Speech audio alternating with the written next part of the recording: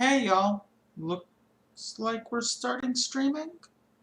I'm not 100% sure it's actually working, but I guess I'll find out in a second when the delay finally catches up. Oh, there it goes. Yeah, okay, now I can see it on my other machine. And it is redonkulous dark in here. 1 second, sorry.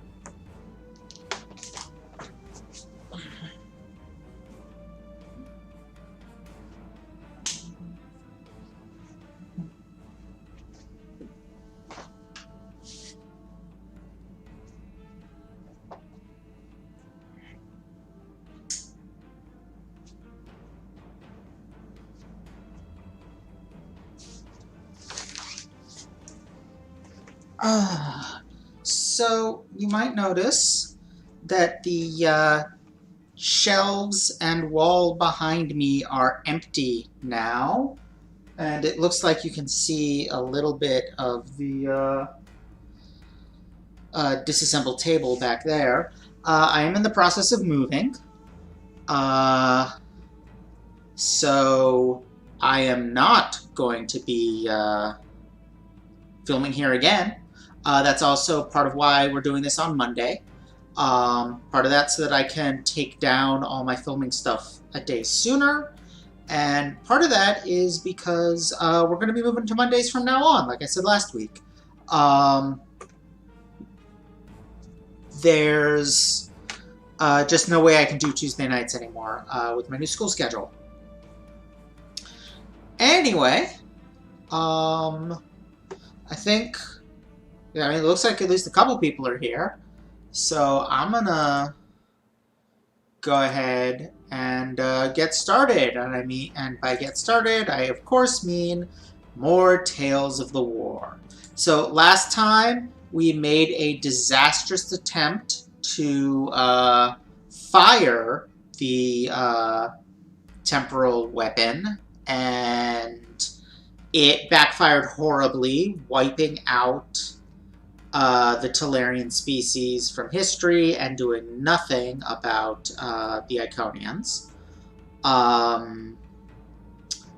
And now, well, let's look at these last few Tales of the War before we do the last mission of this arc.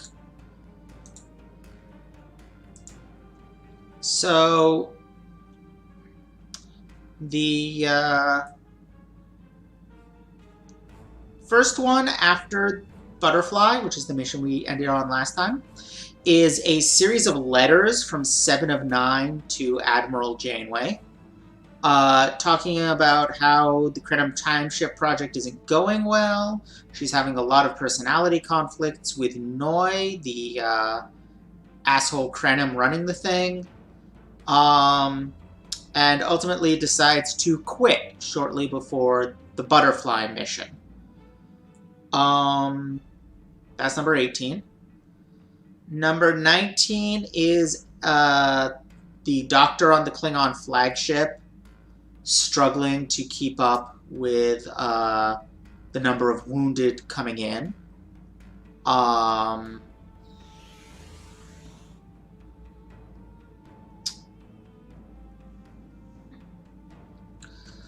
Number 20 is an interesting one. It's a log by a biologist on New Romulus,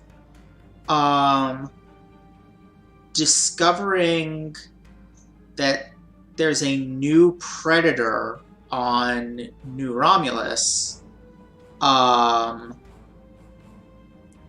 is destroying the ecosystem, essentially, and appears to have been introduced by the Iconians or their servitors.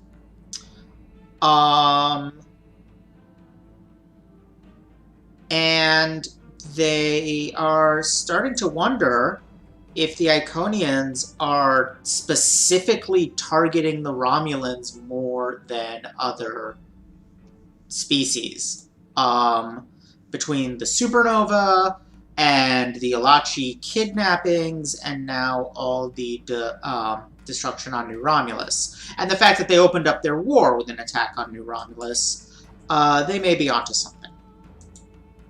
And then the last one of this set is number 21, which is Sean studying defense plans for the final defense of Earth from a Iconian assault that is believed to be coming any day now.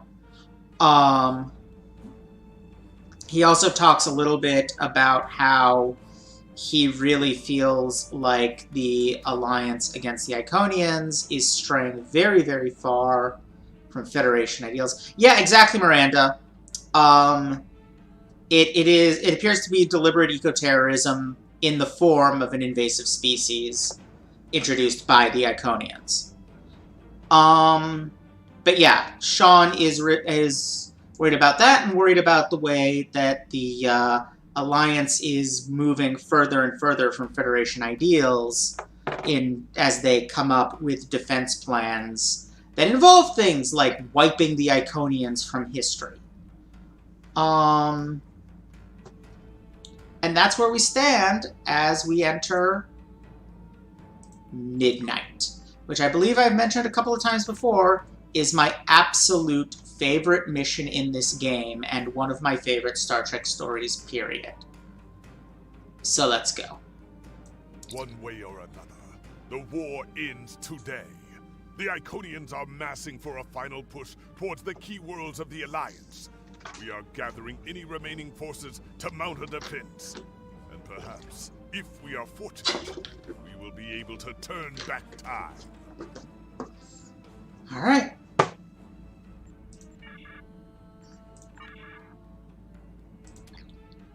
To Kiana.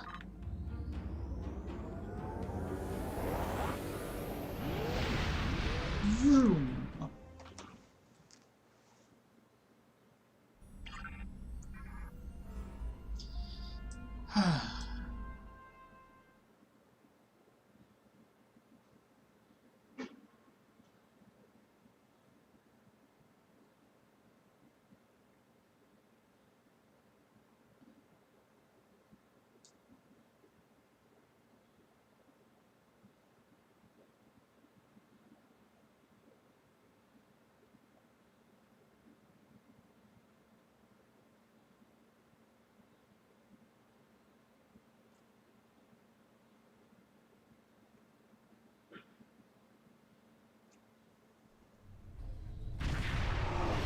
You are cleared for docking.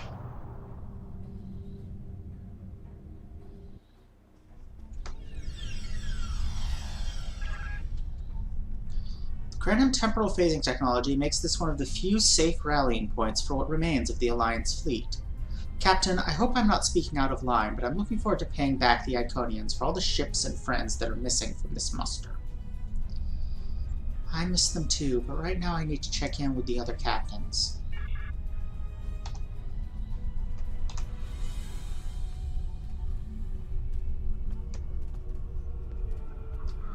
Oh, hello, it's Captain Corrin of the Klingon flagship.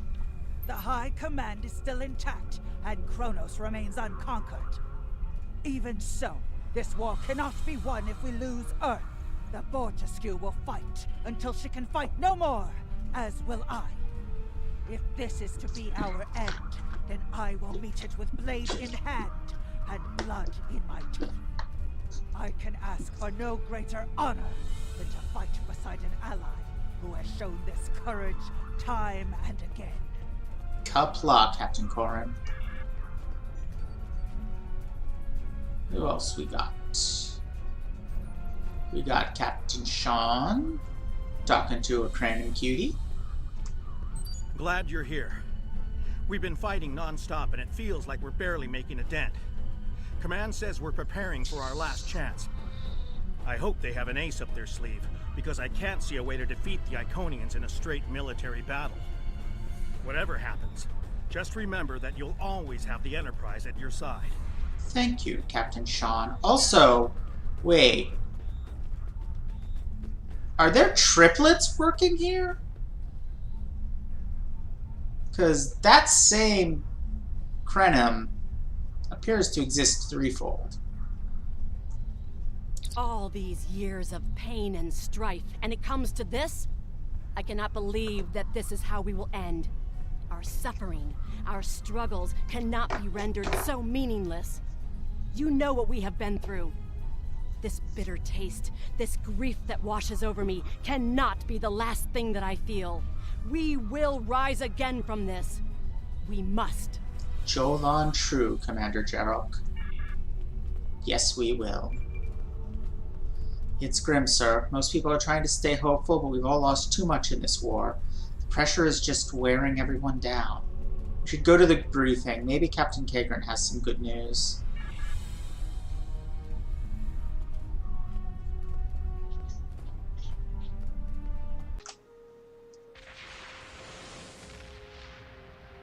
Okay, well that seemed to be short-lived at least.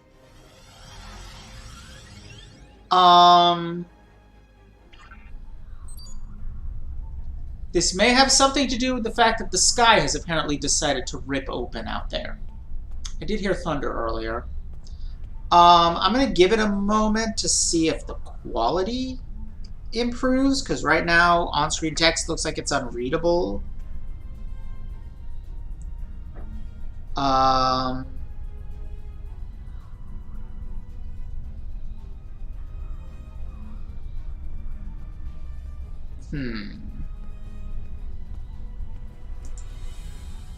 Yeah, it's definitely my transmitting that's... Oh, there we go. It cleared up. So... Iconium temporal phasing technology makes this... Oh, wait. We already had this conversation with you. That's weird.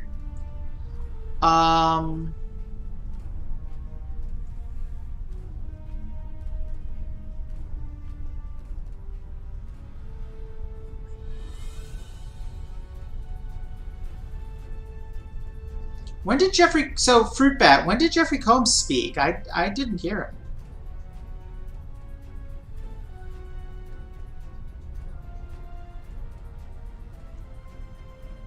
We have defeated one Iconian, but the cost to do so was too high. The Iconian forces are too numerous for us to sustain such a strategy. We have been forced to our last resort. The Iconium time chip has been modified, and we can use it to generate a portal to send us back to the ancient time of Iconia. I don't think so. We must prevent any Iconians from escaping the destruction of their home world. If necessary, we must kill the remaining Iconians ourselves. Nope, Dave Rivas. Anyway, yeah, so the new plan is time travel genocide via actually ensuring they die as opposed to never existing. We presumably failed at temporal incursion, changing things in the past while remaining in a bubble of temporally shielded current time. This allows the timeline to unfold as it will, almost randomly. My team and I have been working on an alternative method that will actually send someone back in time to the past, where they can directly affect the timeline and help to guide it along the desired path. We've been running some basic scenarios that leave us quite hopeful that we can aid in the original attacks on ancient Iconia to ensure there are no survivors for us to deal with in the present. That seems really risky, and even if it works, we will be engaging in genocide. We cannot sustain this war. The Iconians will destroy or conquer every species in the galaxy if we do not stop them now.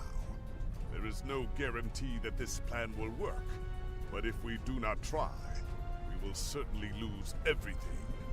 Our long-range sensors have detected signs of transit from the Iconian spheres.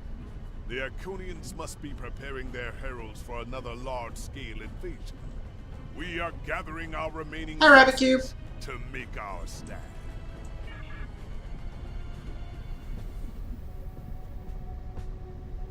The Iconians have picked our next battlefield, and it is the Sol system. If Earth falls, we have lost this war. We have one move left to us, and it is to move this war to a battlefield of our own design. We will attack the Iconians in the past. We've identified that the Iconians were forced from their homeworld in an attack 200,000 years ago. We will take part in that attack and ensure there are no survivors to fight us in the present. Noy's team is busy reconfiguring the time ship. There are no guarantees, even with time travel on our side. We must hold out long enough for a ship to pass through a temporal portal. That means fighting this fight and every other until this technology is complete. Captain, this goes against everything we stand for. Everything we've been fighting for. You talk of honor. He did not use the word and honor. duty, Or duty. and freedom. Or freedom. All of these will just be words if Why do you have a gun? we can try to live up to these ideals when we survive.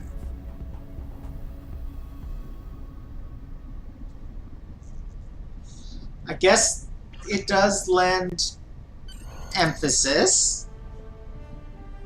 And yes, I am very, very pleased with Lies's character design. Thank you, Miranda. Yes, we are ready to return, I guess. You are cleared for departure. Good luck.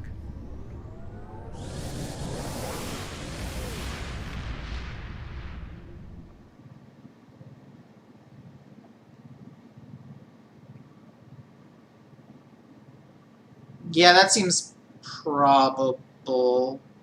I didn't even notice them.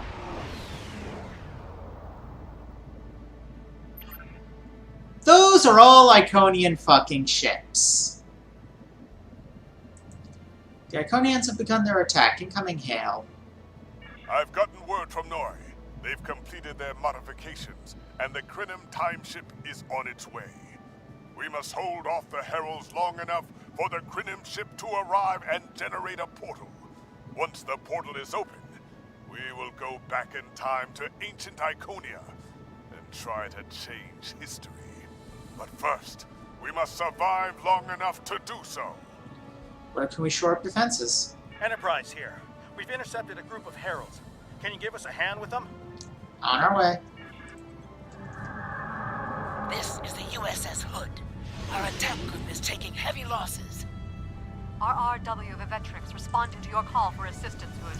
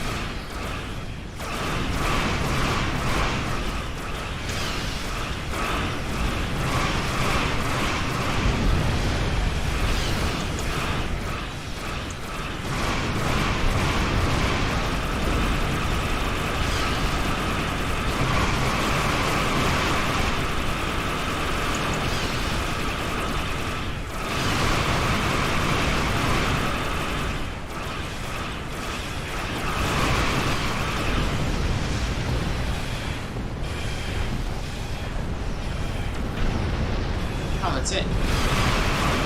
Hey, no, it's not.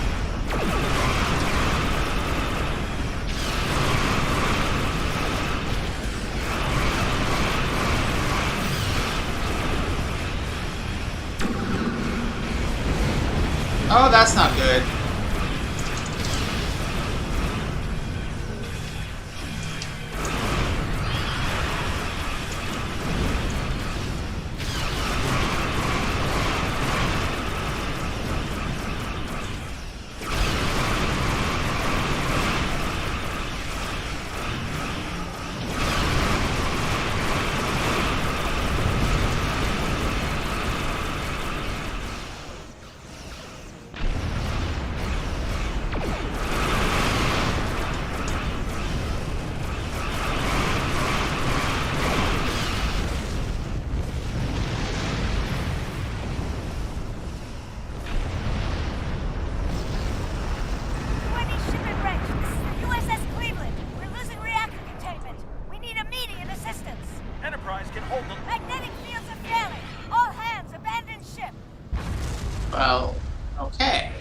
guess I didn't save them.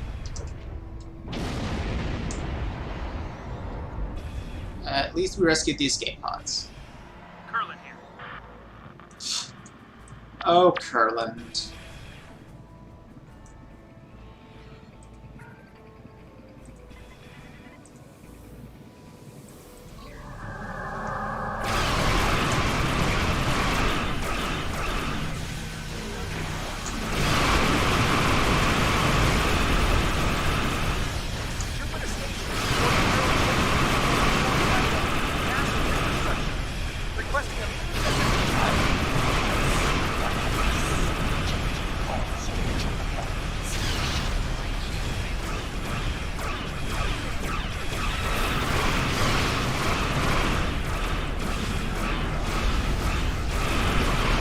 Oops.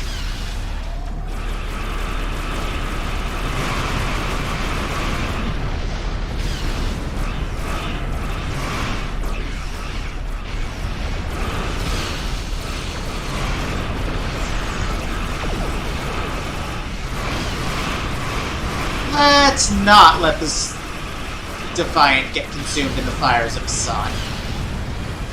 That seemed like a good plan.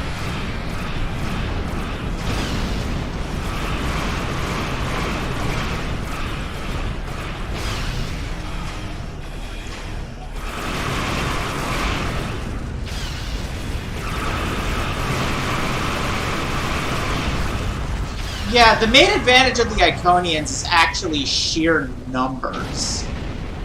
Technologically, they're not that far ahead of us. Someone on damage control, or we may lose them before the ships and dock can mobilize. Where are these shipyards? Oh, those shipyards. What am I doing? Oh, stabilizing them.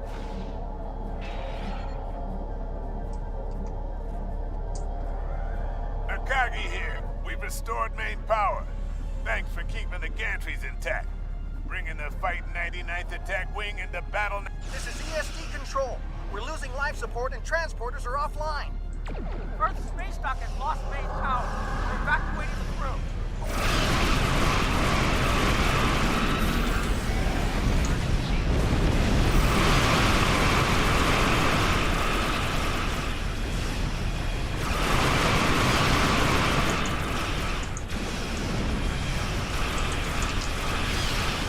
Why can't I move?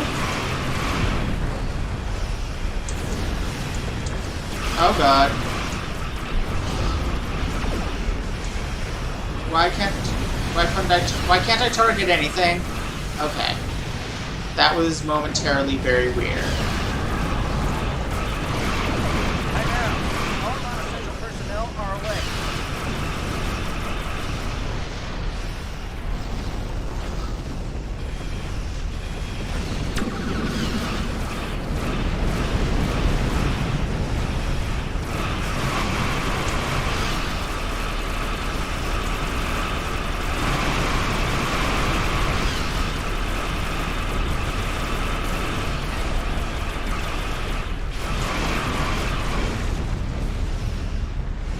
Heralds are maneuvering to attack the fleet's exposed flank. Need to move quickly to intercept them before they can disrupt our battle lines.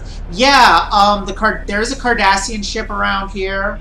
It's, the Damar. And I like the implication that that's the Cardassian flagship. You know, they're equivalent to the, Enterprise or,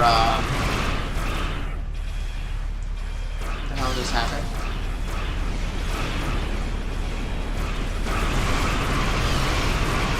The Enterprise or a set.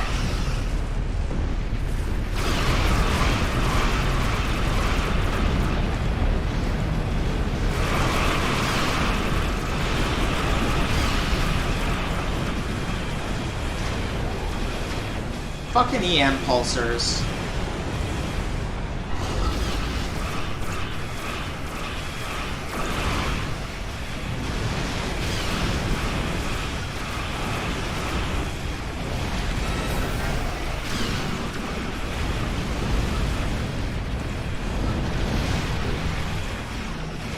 What's going on?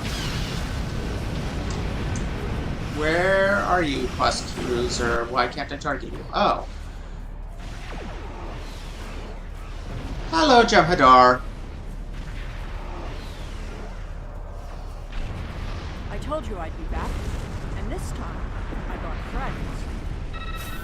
We have brought together forces from every quadrant of the galaxy.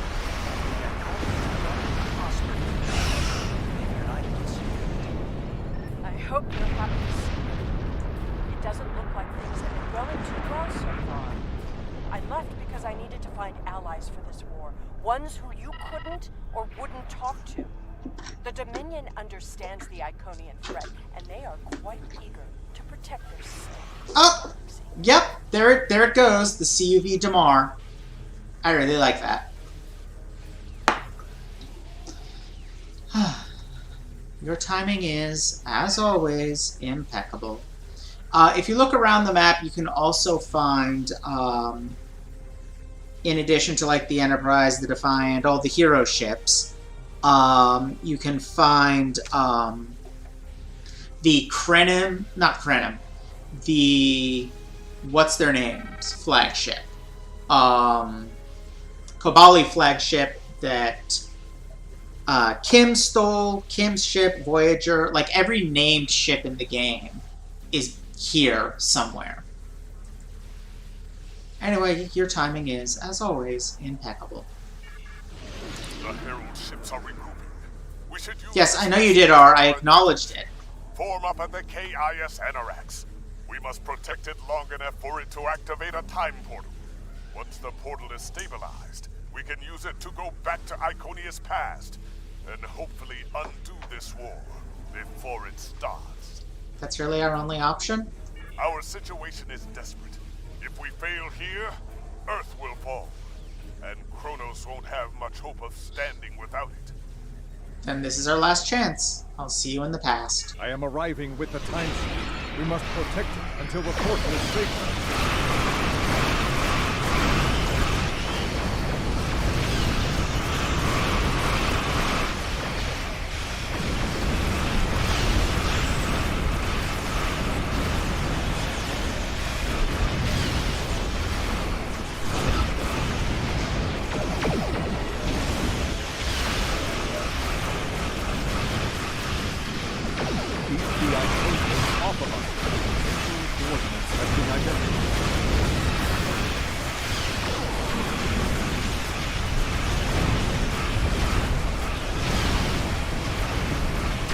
Okay, now things are getting a little confusing for me.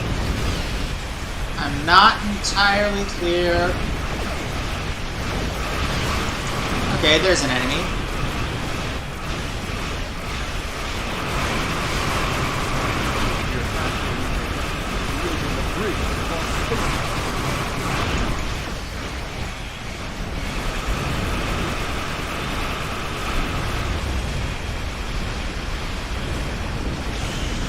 Ah, stupid probe. Oh, that's a fucking dreadnought.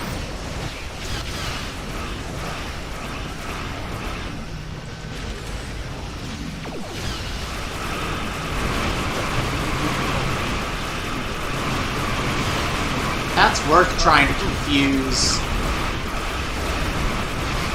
or destroy.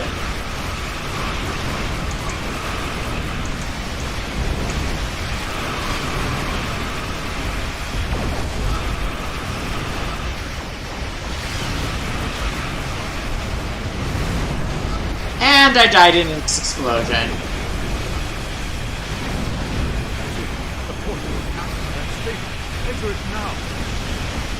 Would if I could, friend. Yes, let's enter the time portal.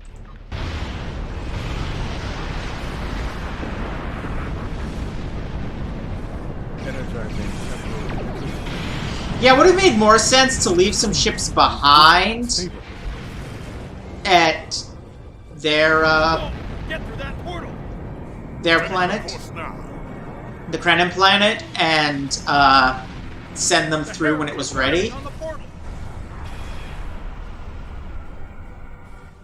The portal is destabilizing. Hurry! Instead of having it come here.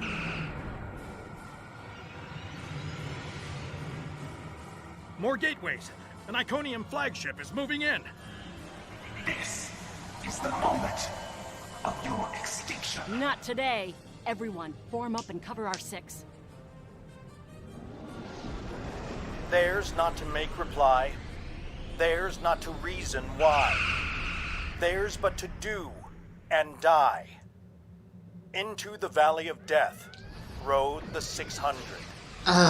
Star Trek and the Charge of the Light Brigade again, ignoring the fact that the Charge of the Light Brigade was a ridiculous maneuver that resulted in unnecessary deaths of everyone involved because the commanders were showing off instead of, you know, trying to win.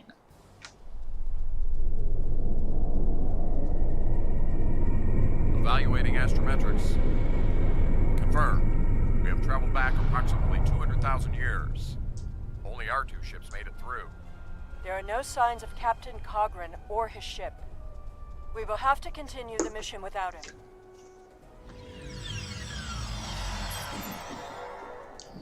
Captain, we've done some preliminary scans of our temporal location. Noya has put us exactly where and when we need to be, on Iconia, about 2 hours ahead of the time we have for the attack on this world. Thanks, Tovan Kev. Perfect. This will give us a moment to get our bearings and figure out how best to prevent the Iconians from escaping their doom. There are only 12 Iconians that we've encountered, so trying to deal with just those 12 will be a much easier task than trying to take on this whole world. Let's see what we can learn about these people in the time we have.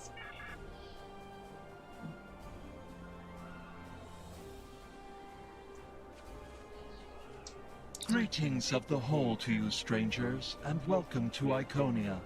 My name is Matara-Ren, and I am a herald of I suspect you may be correct in that, to pass, I must scan you to ensure that your technology is of a sufficient level for you to be allowed access to our city. This will only take a moment.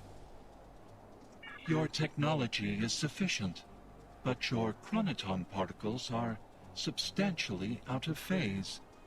Please follow me. You must speak to my mistress. Lead the way. Remember why we are here. Every Iconian must die in the bombardment, and their technology cannot be taken. If even one Iconian escapes, this could all be for nothing.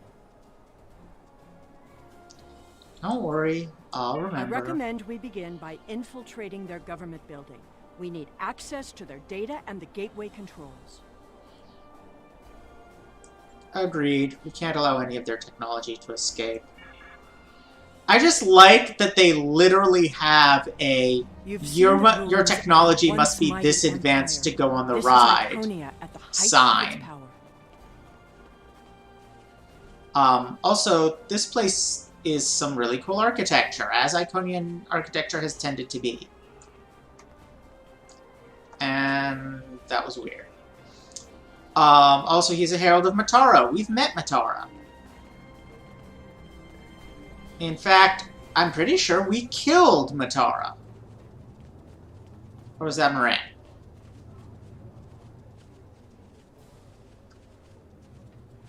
I don't remember. Did we kill Matara or Moran? It was one of the two, and the other two is now leading them. I apologize for the interruption, Honored One. These travelers have just arrived at our city. Their chronoton particles are out of phase, and per your instructions, I have brought them to you. Thank you, Matara-Ren. You may return to your station. Greetings, friends, and welcome to Iconia. It is highly unusual to be visitors with such unusual that was not intentional. Features, and yet we have had 2 in less than a cycle. Do you know a being named Cogran? Yes, we were separated from Cogran on our journey here. Wonderful. He will be quite pleased to reunite with you. You should be able to find him in the residential district. I imagine you passed through the same chronoton-charged nebula he did. That would account for the anomalous readings. Yes, we did pass through that nebula. Is there anything else we need to know? Since you are explorers like Cogran, I suggest you speak to Lemiran. She is the keeper of our world. Well, yeah, obviously that's why the Iconians have been going after us And a most. genetic record of the worlds we have visited. The astrometrics data in the world heart could prove quite useful to you. Do you have any questions? What are the Heralds? Our world teems with life, but we were the first to become self-aware. Time is no enemy to us. An Iconian can live thousands of years, but our numbers have always been few, and as the years passed, we understood that would not change. Needing servants and companions, we found a local population that could be molded and shaped to suit our purposes. Go on. At first, we used them as beasts of burden, or for tasks that were too difficult or dangerous to do ourselves. I imagine your own species has similar creatures. Over the years, machines and technology began to replace many of those functions. And as technology advanced, what we needed from the Heralds changed as well. Ultimately, we needed beings who could think for themselves. Our genetic reshapers transformed the Heralds from beasts to companions. Now we have achieved a kind of symbiosis. The Heralds perform the routine tasks that keep Pretty much are. moving. We provide leadership, technological advancement, and defense. Only it's more after we invented cars, we decided horses should talk and be our slaves. Back in a second, I need to refill water. This is a very long mission. I'm gonna need it.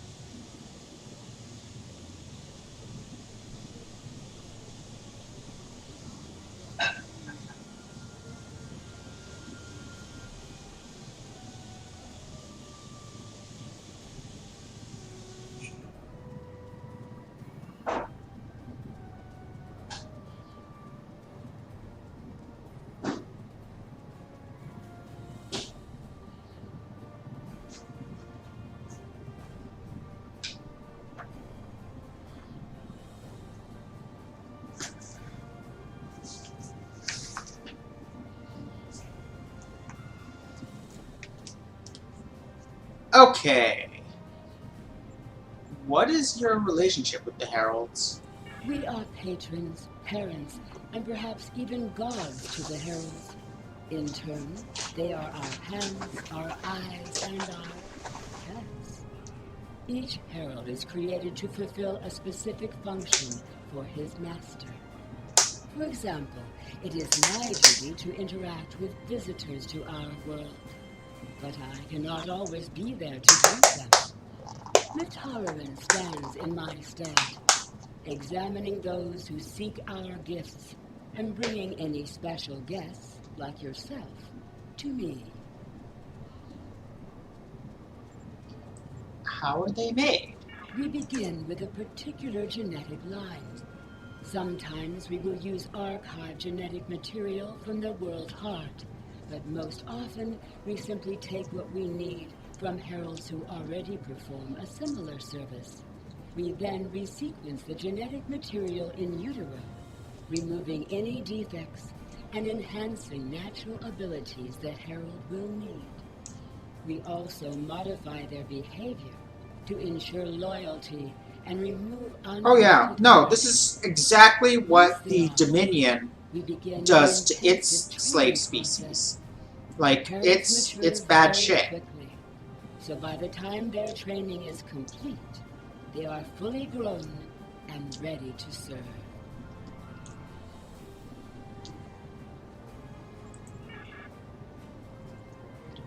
Wait, that's all? What about...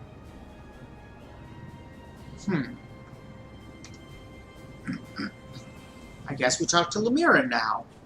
I thought there were more options on there, but they vanished. Greetings, travelers.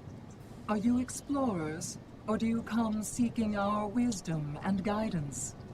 Either way, I apologize. I am rather occupied at the moment. Yeah, that's what the heralds are going to be. I should have time to speak to you then.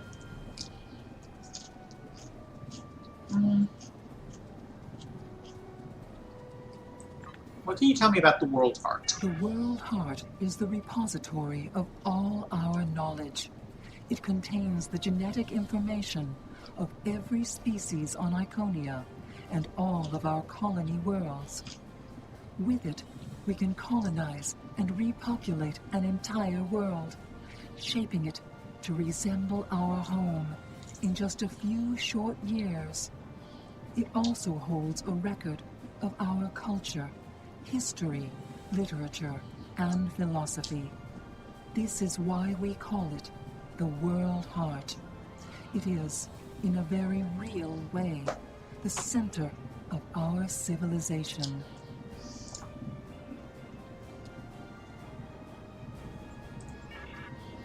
Okay. The changes we see in the Iconians are too great to be simple evolution. The Iconians shape themselves and the Heralds into weapons. Genetic engineering that is both efficient and terrible. I mean, it has to have been more than genetic engineering on themselves. Seeing as these are the same Iconians we've been encountering. It's not just the lighting. They are actually physically different.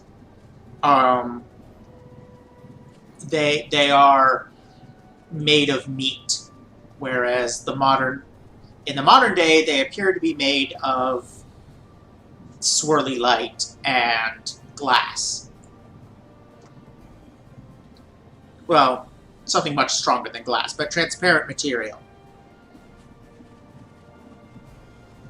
Also, they switched their outfits from white to black. That also helps.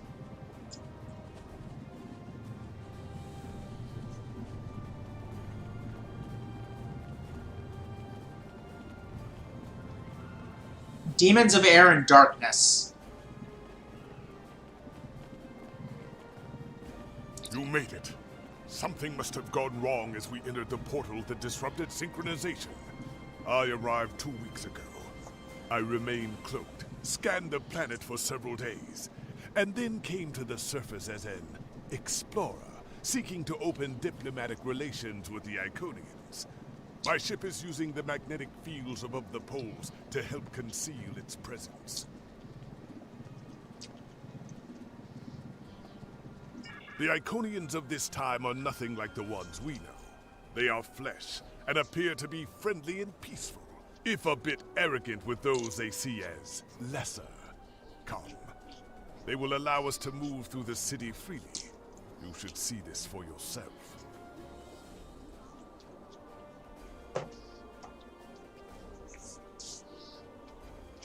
Cogran is either a fool, or he's being manipulated by the Iconians. Either way, he might jeopardize the mission. We'll need to watch him closely.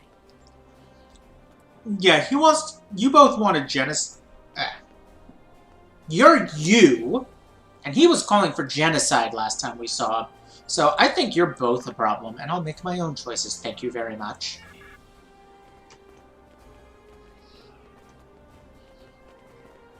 Someone's calling for help. An injured herald. This could be a chance to learn about their physiology. Perhaps even find a weakness. Hello. Can you help us? My herald is injured, and I cannot leave him. I need someone to bring us some healing supplies. Tell me about the Heralds. Heralds are also native to this planet. They were not as evolved as we are, so we enhanced them. The Heralds are our companions. By definition, all life forms on a planet are equally evolved. Our hands and our eyes. Because they've had an equal amount of time since life emerged. Children. It is rare for my species to reproduce. In fact, it has been more than a century since a new Iconian was born on this world. Perhaps we are evolving beyond the need for such things. We will endure here, and our heralds will spread our word throughout the stars. Understood. I will help your herald. Thank you. There should be a healer nearby. I'll find them. And actually, that was what I just said is not correct. The reason more evolved isn't a thing is because evolutionary change actually occurs fairly quickly in geological terms once an environment changes. Species adapt to it or don't and die out in a relatively short time, geologically speaking, so it's not meaningful to say that some are more evolved than others because all of them are adapted to their environments. Do you require assistance, visitor? Are you a healer? It says so above your head in the floating text. Certainly. However, I do not detect any injuries or maladies in your physical form. What do you require? I'm tempted to say I have a headache, but no, one of Valar's heralds is injured. Oh, of course. It is our duty and privilege to care for our heralds. I will follow you to the patient. Thank you. We'll see who the lesser race is. I have spent days among these people. They are very proud and very strong. I mean, yeah, I've seen that, but they also seriously think in terms of more and less evolved and see themselves as these superior people who have to spread their word among the stars, and you have to have a certain technology level to even talk to them, and oh, hey there! Yet another dark mirror of the Federation like the Borg and the Dominion. Thank you, Traveler. I appreciate your assistance.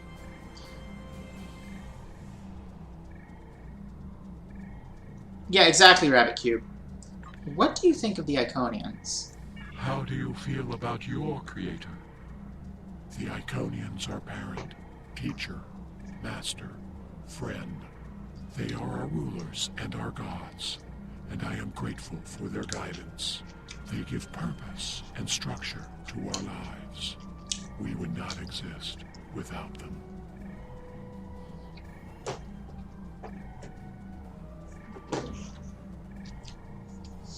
I know, right? Like we're gonna get an honest response. How do they treat you? Exceedingly well. We do what manual labor needs to be done, as well as other tasks. And in return, the Iconians give me all I could need or want. I know it might sound like enforced servitude to you, but I don't see it that way. The Iconians are our beginning and our end. I am nothing without my mistress, and serving her is my greatest joy.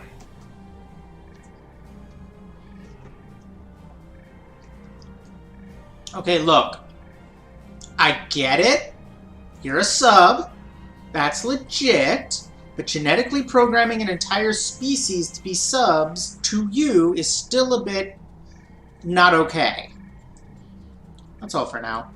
The Iconians' affection for their pets is a weakness. We can exploit that. I am not so sure. After all, we've seen how the Iconians will transform their pets. The Heralds are merciless killing machines. They have killed multitudes during this war. Deaths that we will avenge here. No more waiting. We need to finish our mission. I don't understand why you're bothering to help these people. We need to find the gateway controls, sabotage them, and be done with it. This could all be over if you'd let it. Right, Fruit Bat? I seem to recall this mission possibly more than any other, promoting complaints that the player characters' responses all seem to be written for Federation characters most of the time. Yeah, she really can't.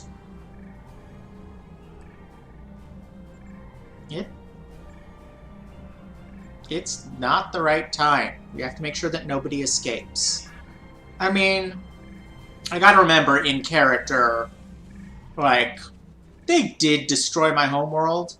I am a bit peeved about all that.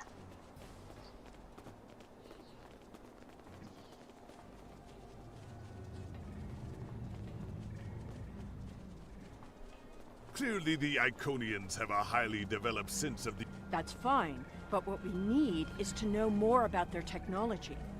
And we're going to... When you have technology as advanced as the Iconians, wonders can be found anywhere you look. We should talk to that officer over there. I see you are interested in this device. We are testing a new method of encryption. So far, it has proven to be most effective. To access the console, you must solve a series of problems that we believe only an Iconian could answer. Unfortunately, I fear the console is stuck in a testing phase, which is why I am protecting it. It may be a waste of time. You appear intelligent enough, but I doubt you or any of our other visitors could solve even the easiest of problems in the algorithm.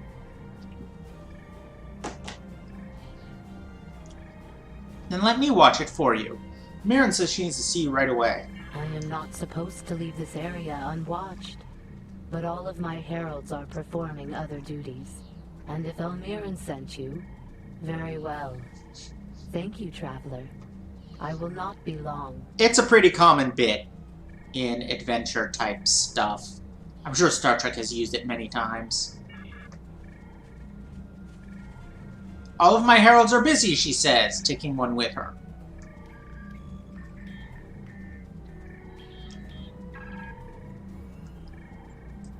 Code algorithm 1.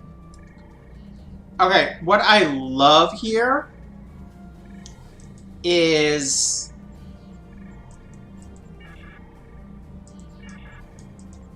like, this is actually ridiculously easy, and normally I complain about how a lot of the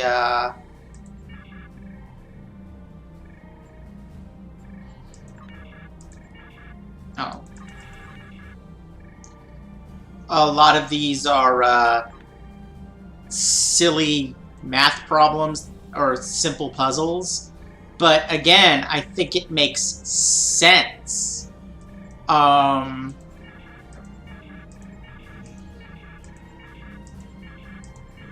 Because the Iconians are ridiculously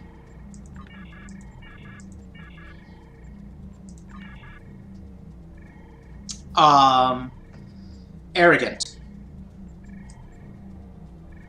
So let's find out about the Icobar. The Icobar have made no secret that they covet our gateway technology. Unfortunately, they are a warlike species.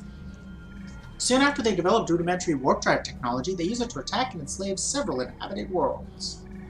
The Icobar have also made several attempts to covertly access our consoles and steal our technology. Although officially we are not at war, we should be extremely cautious with the Icobar. Access to gateways is strictly off-limits for the Icobar, and a herald will be assigned to monitor all movements of Icobar representatives in areas near gateway access points.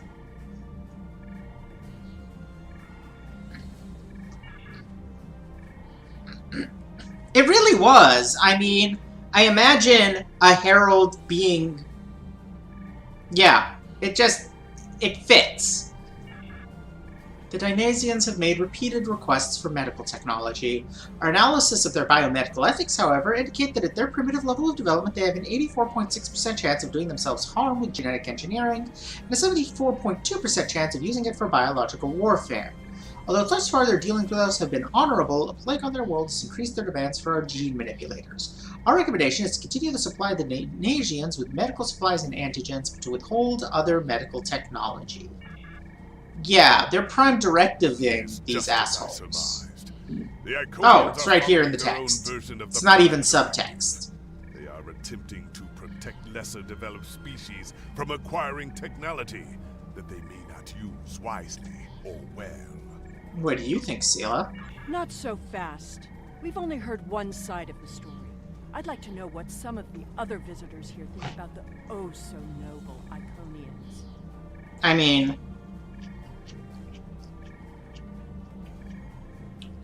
I think Kagran's entirely right. It's just, I don't agree that the Prime Directive is a good thing.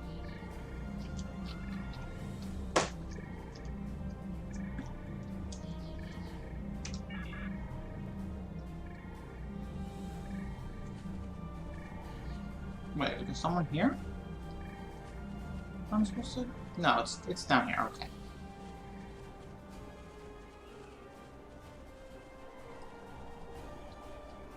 Hello, Ichabod.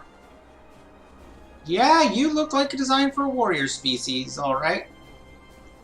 We haven't made much headway trying to reverse engineer the gateways, but just imagine what we could do with it. Oh, I have. You could move an army in the blink of an eye. Think about what would happen if all these heralds just showed up on your planet. Oh, they'd take over in a day. I'm still trying to acquire some of their data. Have you had any luck yet? Nothing yet.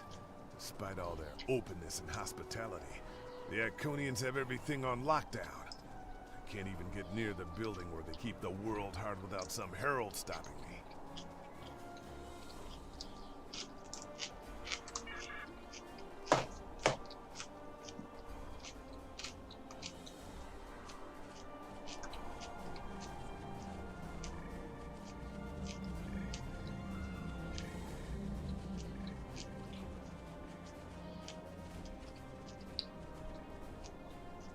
We will gladly give you the medicines you require, but our genetic engineering technology is off limits.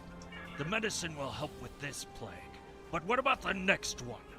We need the ability to take care of ourselves, but you won't give us the means to do so. I am sorry, but we have extremely stringent rules about who can use our technology. There are many species who are not yet ready to use our gifts safely and wisely. One moment, Falkar. Yes? May I help you? Lol, rabbit cube. Okay, so like, this is the shit they're talking about. These are both Federation responses. Neither the Klingons nor the Romulans have a Prime Directive.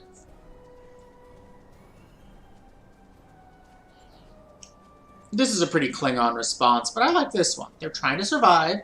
They need it. I really wouldn't blame them if they took it by force. Yes, I will take your opinion under advisement, but ultimately, this is an Iconian matter. You are simply another visitor on our world. If I were the Iconians, I too would think twice about giving people like these advanced technology. And maybe if they'd shared their gifts, they wouldn't be preparing for the arrival of an enemy armada. This doesn't prove anything.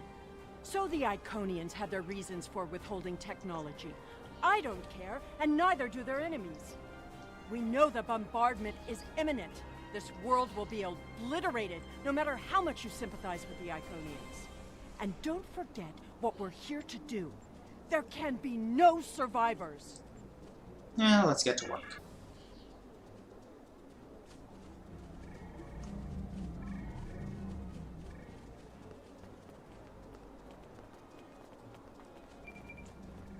Sir, we're detecting an armada of ships on long-range sensors. Multiple configurations. Avoid detection at all costs. Tell your ships to drop into orbit above the polar region. My ship is cloaked there. You heard him.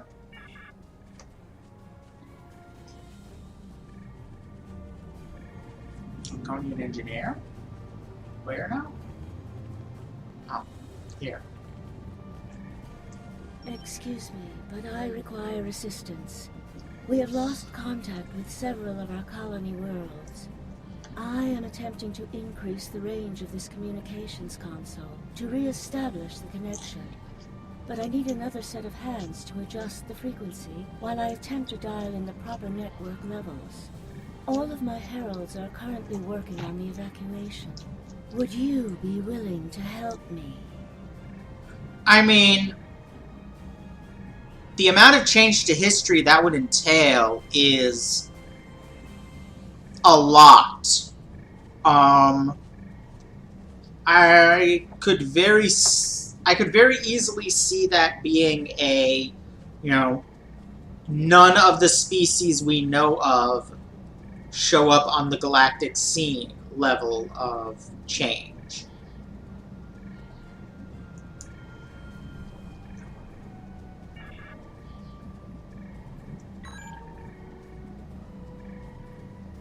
.7 terahertz.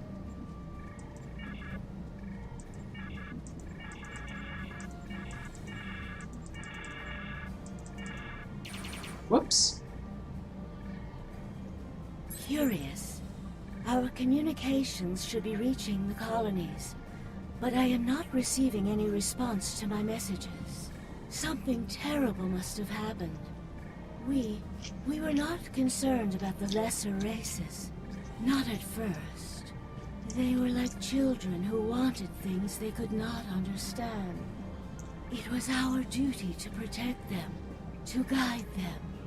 In time, when they were ready, we would have shared all of our gifts.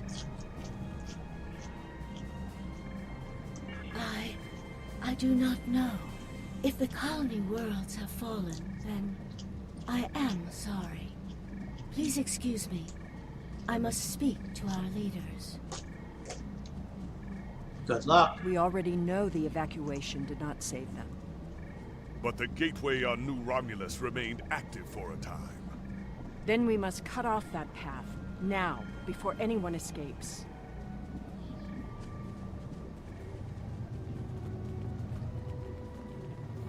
Yeah, if you guys recall the history we learned on exploring New Romulus, the Iconians escaped from here, lived there for a while, where they were worshipped by the native Dewans as gods, and then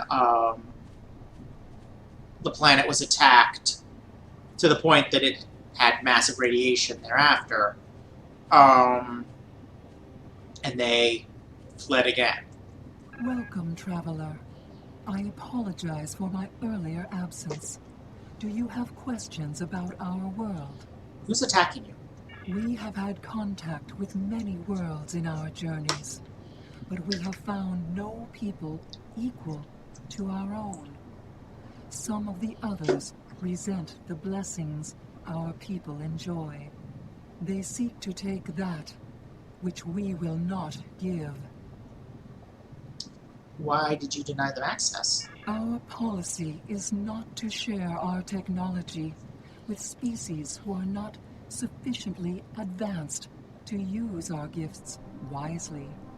When a society encounters advanced technology, before they are ready, they often don't have the cultural or social development to handle it appropriately.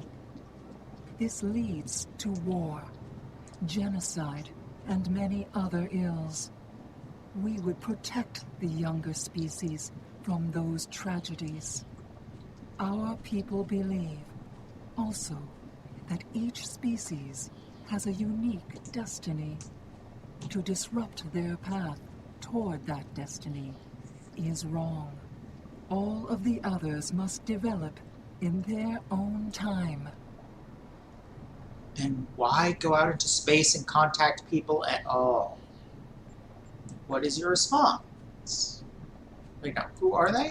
We have had contact with many worlds in our journey. While we are an extremely advanced world, we are not, in general, a militant one.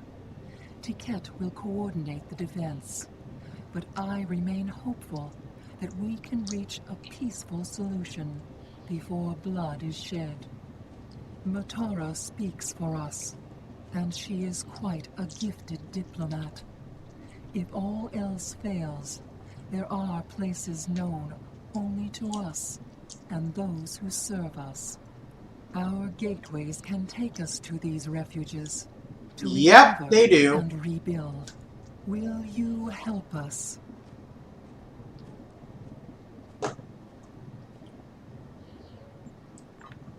That's all for now.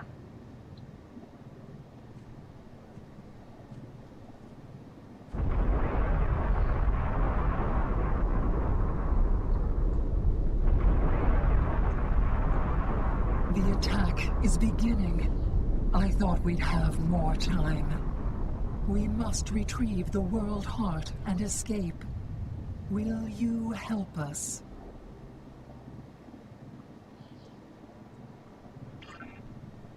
The attack is beginning. We must decide how to proceed. I have spoken to these people, walked their streets, shared their meals.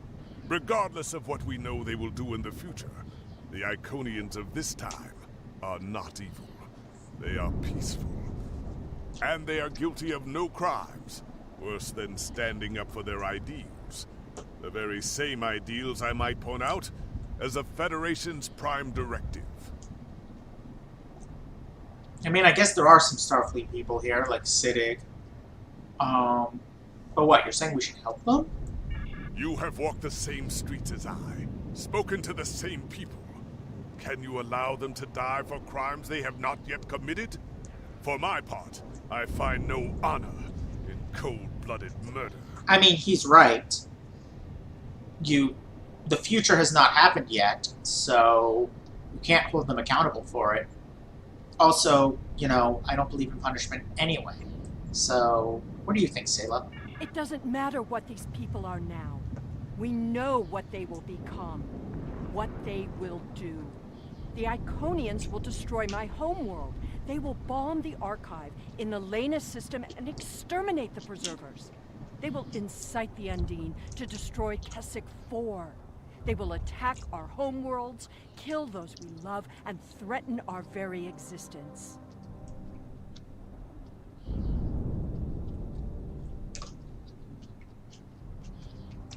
And that changes nothing. We know what will happen. In our time, they are poised to destroy or enslave the galaxy. There is no choice. We destroy them now and save ourselves. Okay, but is it even possible? Won't it create a paradox? You think I don't understand paradoxes? My mother came from an alternate timeline. I was born from a paradox. The universe will right itself. It always does. Besides, will the future we create here be any worse than the present waiting for us?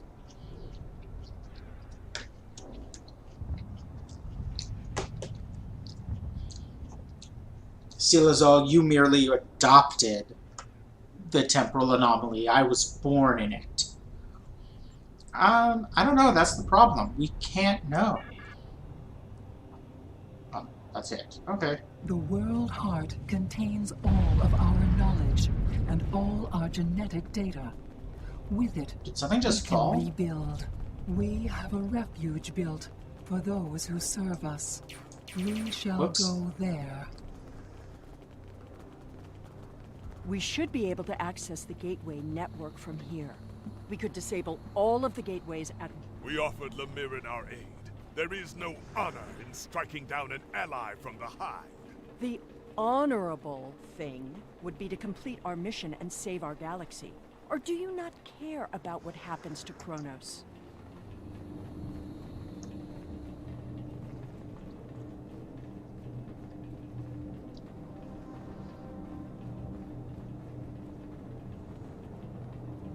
We need to transfer the World Heart to a transportable format.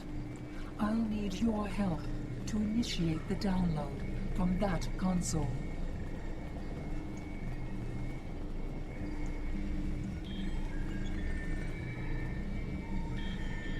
The download is proceeding, but it will not complete before the invaders find us.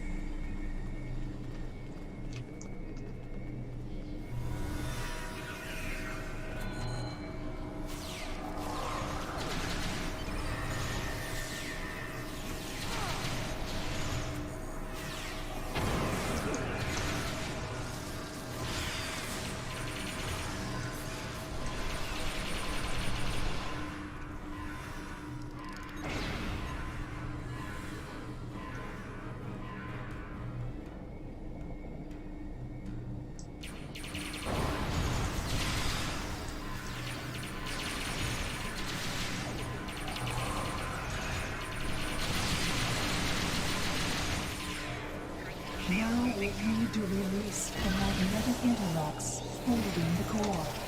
I need you at the other console. What the fuck just happened? What killed me?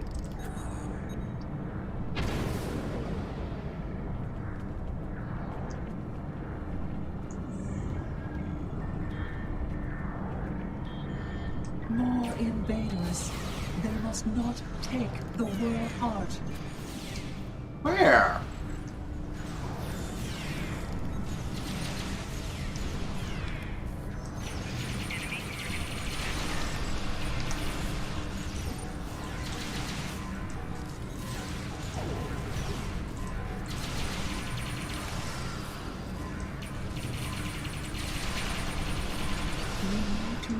The mainframe memory banks.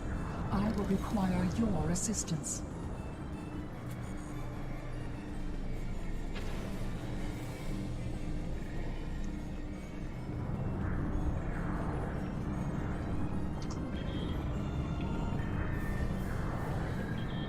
More aliens are coming. Protect me.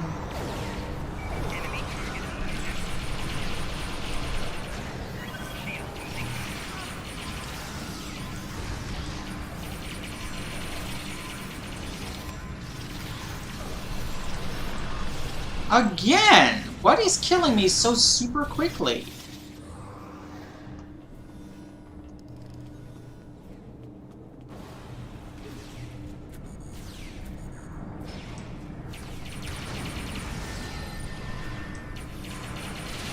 Mainframe memory erased.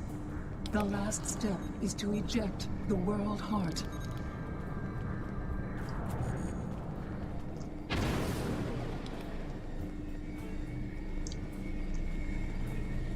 I mean, yeah. This is true, R. Although it's also possible that they're just...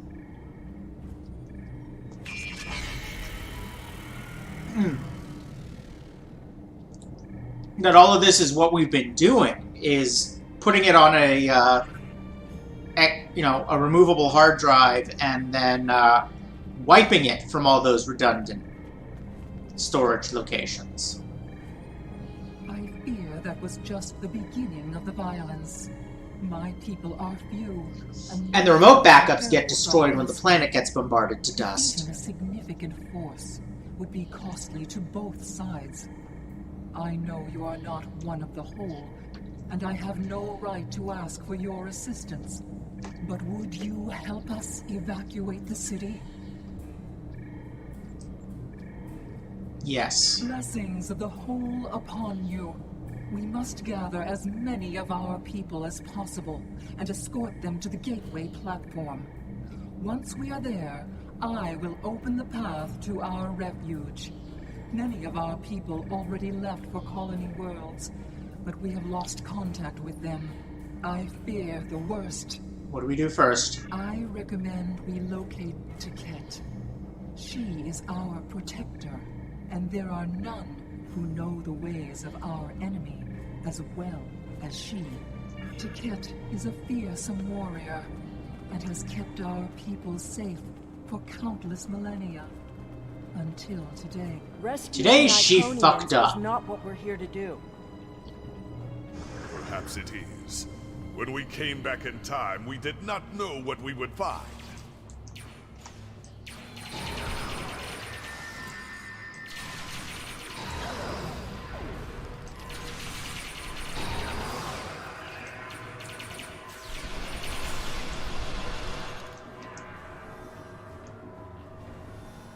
Hey there, Tiket.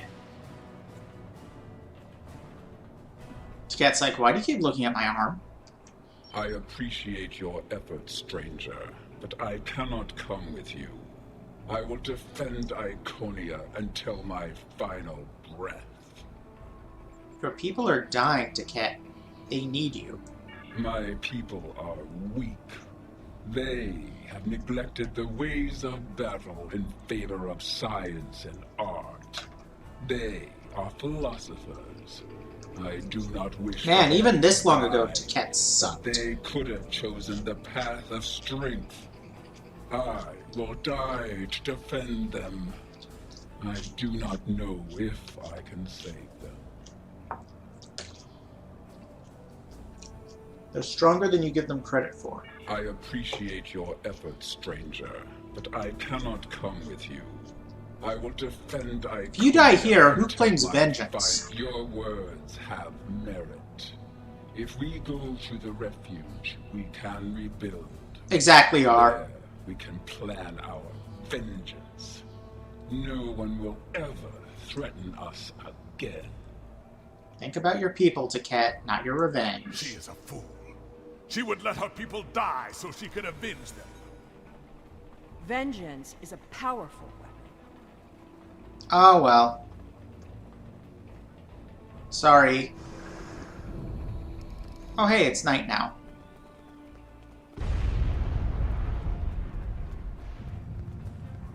We will never forget this tragic day.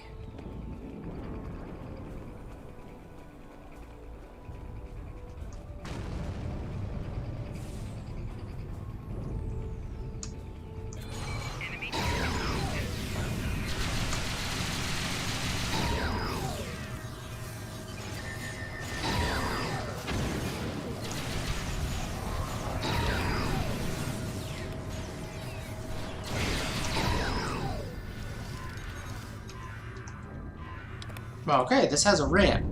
Good to remember.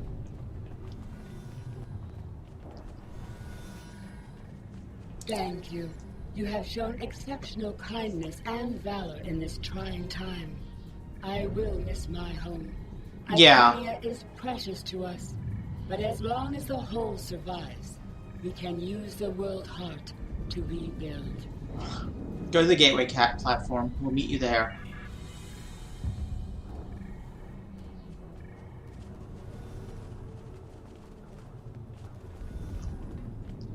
Okay, wait. What's that down there and how do we get there? Oh, we get there through here.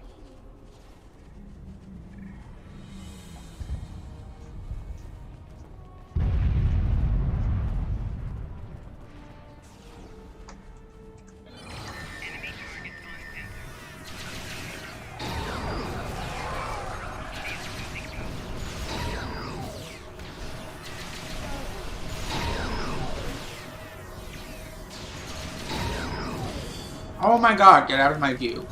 Oh. They're already dead. I suppose there are quite a few of us.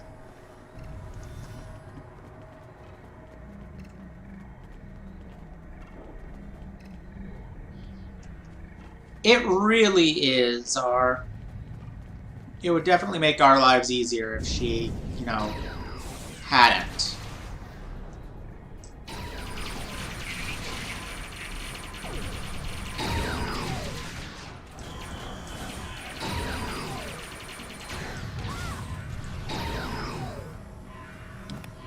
That it? That everyone? Alright.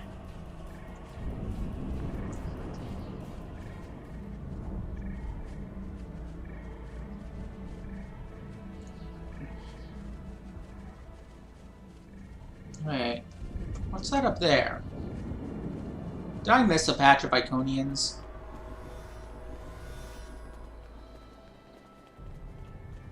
I did.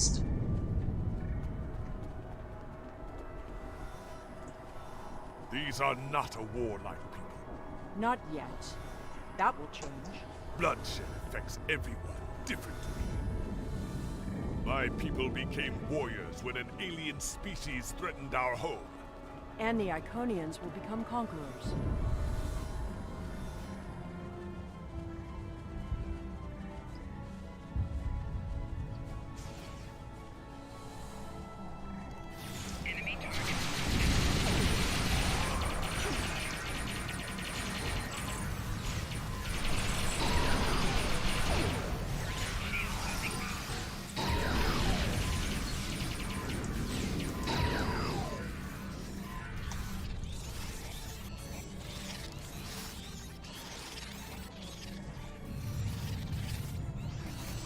Now I see your plan.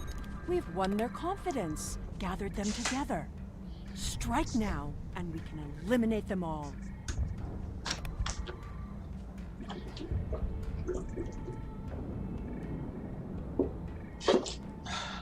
So, here's the thing.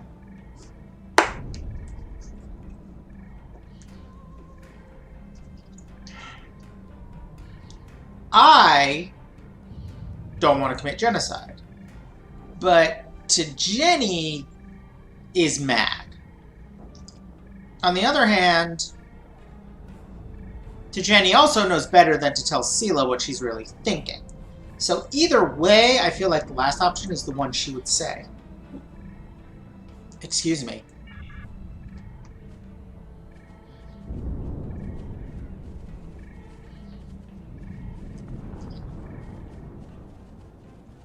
Okay, what? Oh. Oh, wait. No, it's this way. I get it. I get it now. I understand.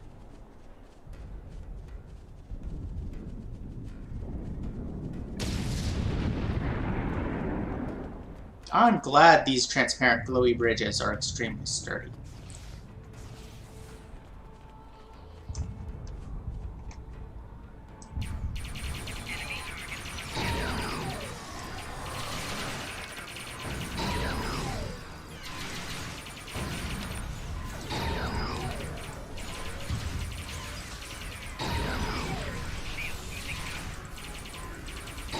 The gateway is damaged.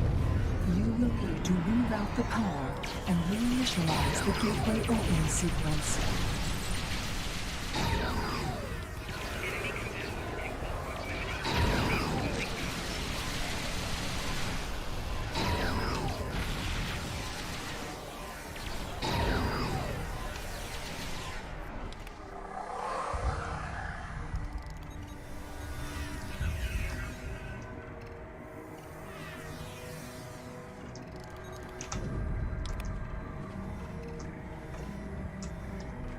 Reroute that power. Didn't the others save the Iconians? Where are they?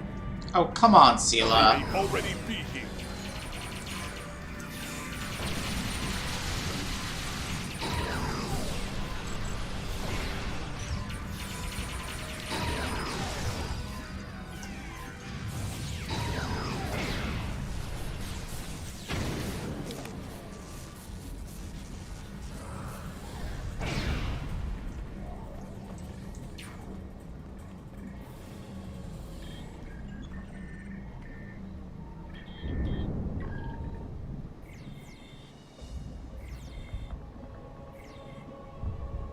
We're losing ground.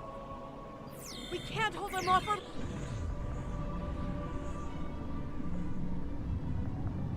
That's it. Send them through.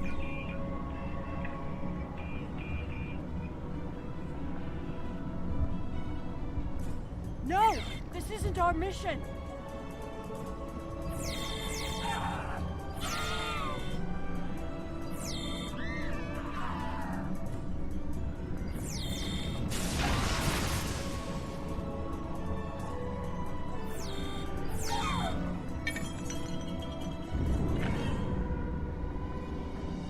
You took everything from me! The World Heart. There's no time. The gateway is closing. Only 12 of us are left. That crystal contains our civilization. Sela, stop! We are better than this. I will remember this, Romulan. I will extinguish your people in payment for your treachery.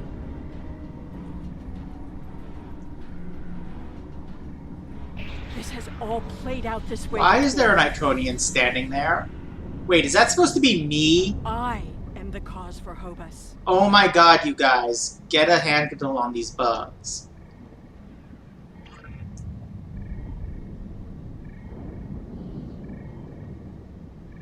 I think that was supposed to be me. And yeah, Sela, all your fault.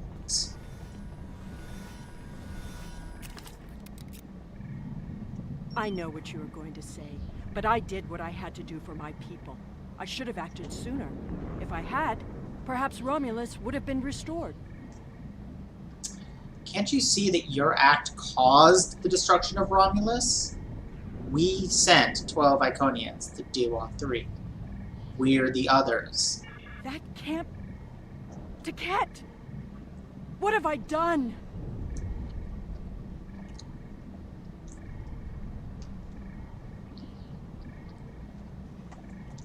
Oh, man.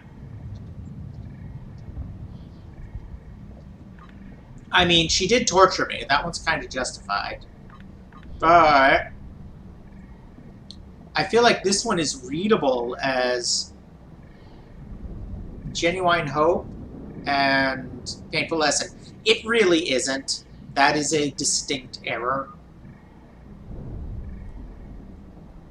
Yeah, I'm going to take this one because it's easily readable as either just, like, literally hoping that or the Romulan Riemann equivalent of bless your heart.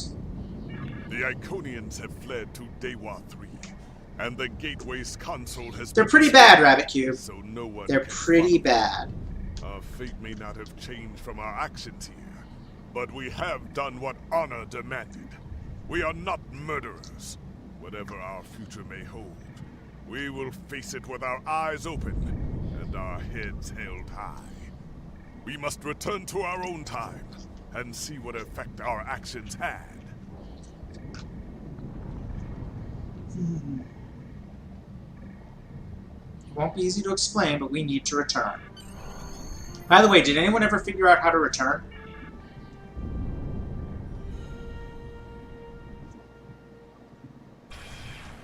We're initiating a tachyon burst to reopen the portal that brought us here. Oh, well, there we go.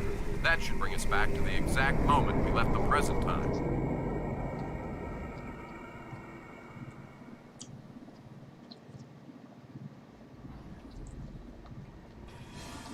The heralds are firing on the portal. The portal is destabilizing. Hurry!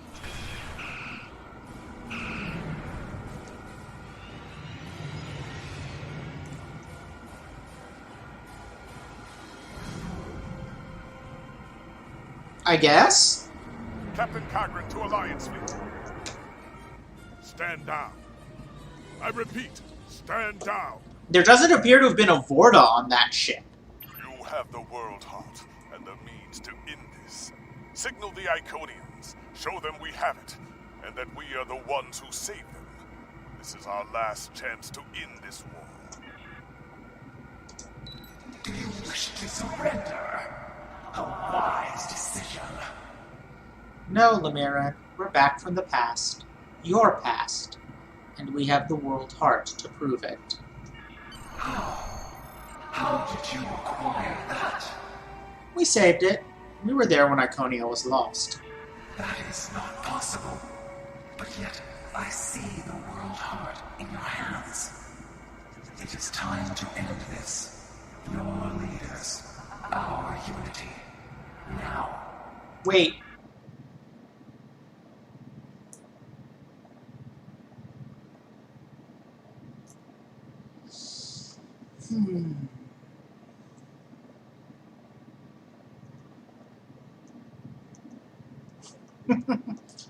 No wait, only load time.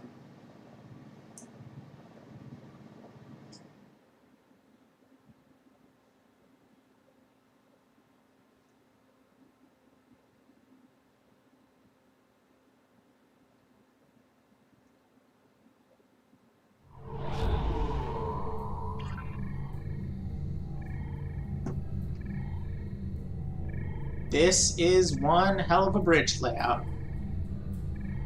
And those are Iconians. Y'all are tall. If what you say is true, then that core contains all of the lost knowledge of our people. So much that we thought it was lost forever. Will you return all the remains of our civilization to us? The conflict must end, and the wound must be healed.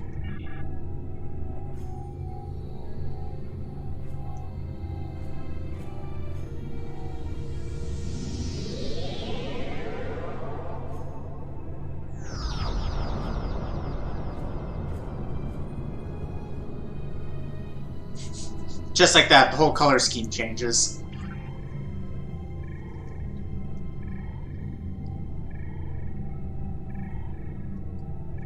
I mean, I think...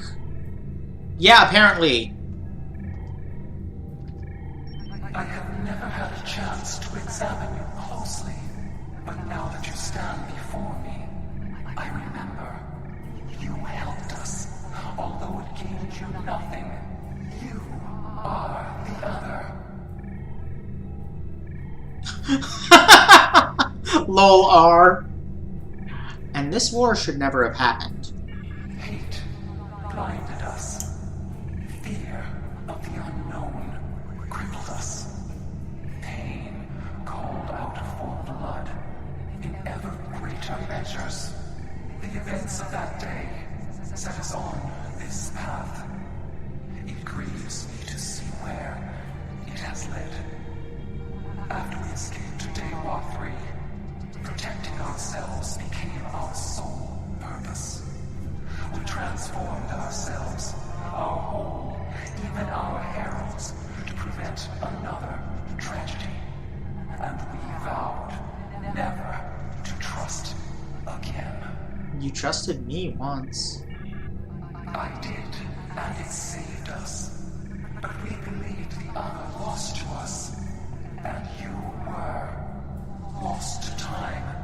And we preserved the whole by any means necessary. You say you wanted to protect yourselves. In so doing, you destroyed countless lives.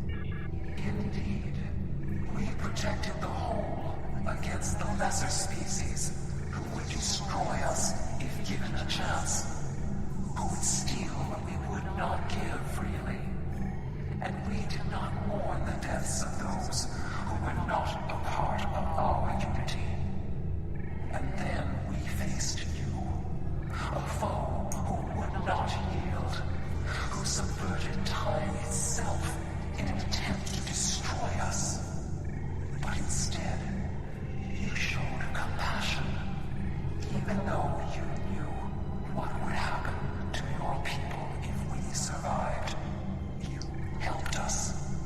Having felt such great loss yourself, you could not wish it on your worst enemy. I'm not sure, but it's definitely super satisfying for the Romulan faction. We are what you made us. Survivors. I am humbled in the face of such integrity. I shall be forever grateful to you for showing us the error of our ways. Enough blood has been spilt. Let us end this war. I will not accept this. Whatever these creatures did in the past is meaningless. They killed our sister. They broke our unity. And for that, I will destroy them. Have you forgotten what we did for your people? For you? I will never forget what you have done, or what that creator, the Receiver, did. There will never be enough blood to wash away my need for vengeance. Sela was grieving the loss of our homeworld. A homeworld you destroyed. You have already exacted revenge. A single world. I can destroy a million worlds, and it would not be enough. Your existence is an insult to the memory of our people. I will continue my fight, even if I must fight alone. So that last line of mine, Sela was mourning the loss of her world, definitely not Romulan specific, which makes me suspect that the stuff before wasn't either. Still worked really well for a Romulan character. Tiket, please listen. She will not listen. Tiket has always been very stubborn. In a few thousand years, perhaps, her attitudes will change. Until then, be wary. Tiket is a formidable opponent, and I will not take up arms against her, even in defense of the other.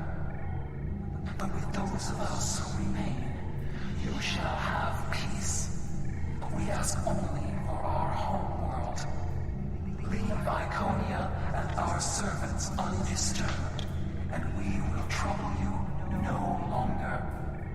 That sounds fair, but we will have to ratify the treaty with the Alliance.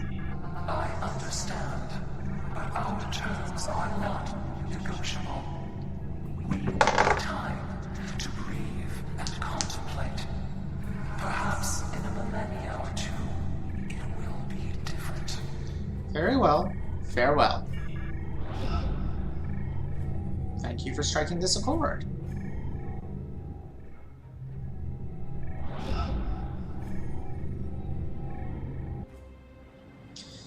I mean, I think mostly they needed a justification to still have all the Iconian TFOs running.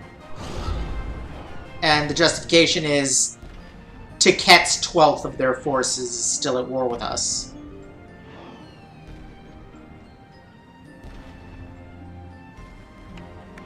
I did the Picard maneuver!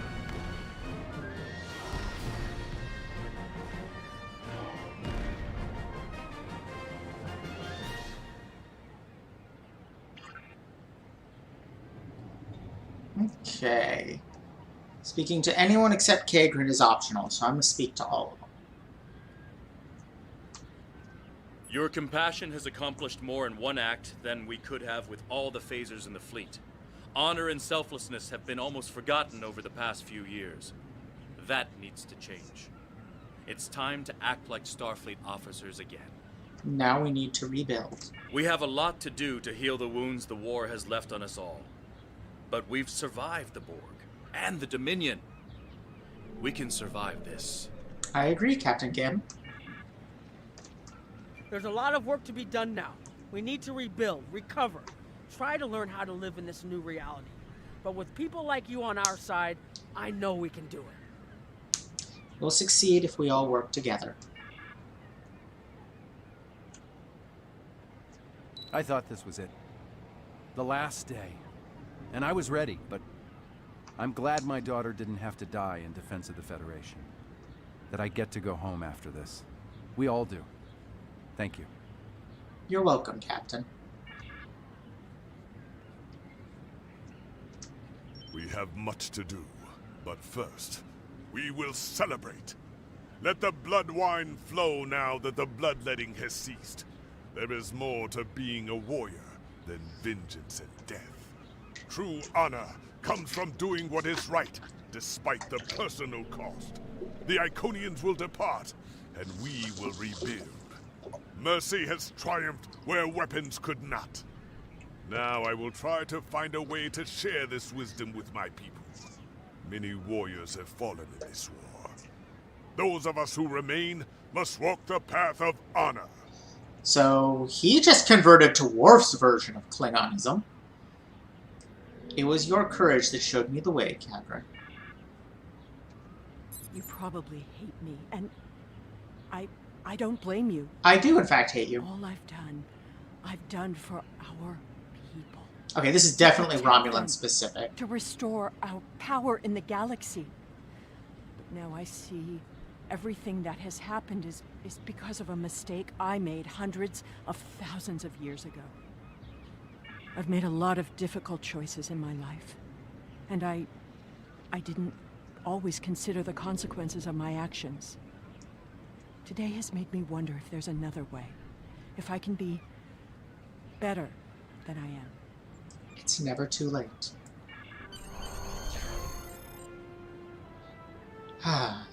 Seriously though, Sela is my favorite NPC in the game. Because, like, total scenery-chewing, over-the-top villain to that. And we're not done with her yet. That was a really good arc. And I really like this mission. It is my favorite in the game. And I love how Star Trek-y it is. So let's end it.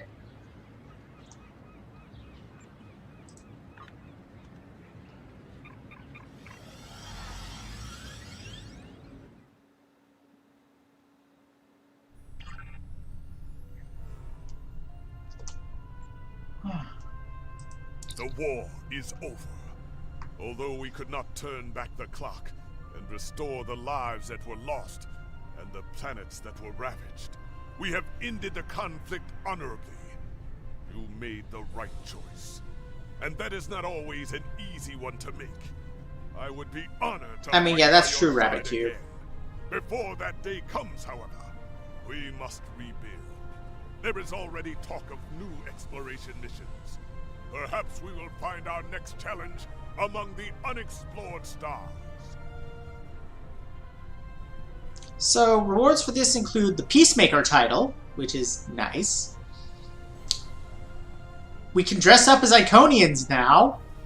Seems a bit soon, but okay. And a really good ship equipment set that, I don't know, I might go for? It's really defensively powerful, and that might be good if we decide to stick with the Starfire for a while. But first, this is a good trait. Random chance of auto heal when below 50%. It is good to see. But I'll take a look at that in a little bit. So,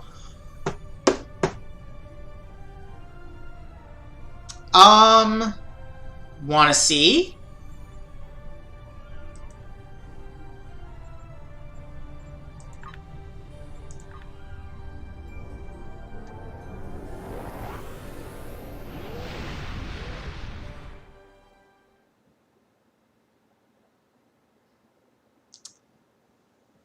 It's actually got quite a few options on it, but basically, yes. On the other hand, it looks awesome in darker colors.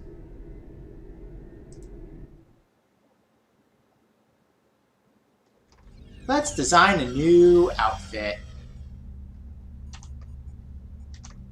There we go.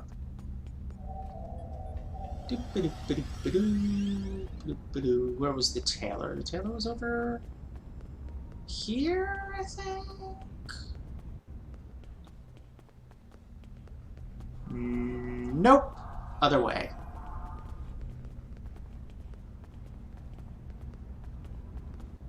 Crook roll!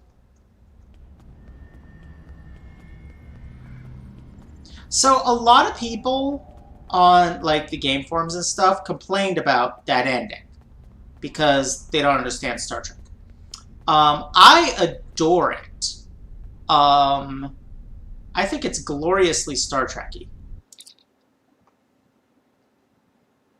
Let's make a new outfit.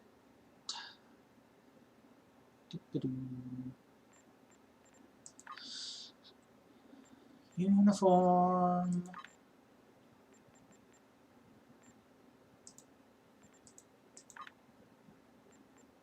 I think it's actually under... No. Under jacket type? Oh, no, I know what it is. It's not under uniform. It's under Iconium Vest. What the hell? Why is Jem'Hadar Tactical listed there? So our options include that, a long version of that, that without the ribbing, which actually I kind of like on her, and the long version of that without the ribbing, which I like best of all.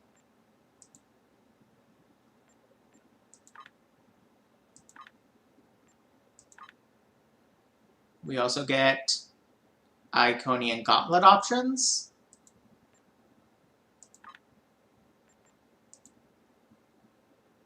Which can be colored separately.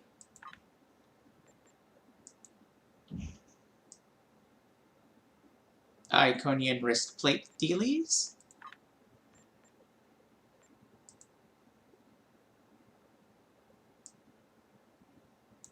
Can decide whether to have Riemann or normal chest coloration. That's neat. And the most fun part, we can get the Iconian arches and loopy things.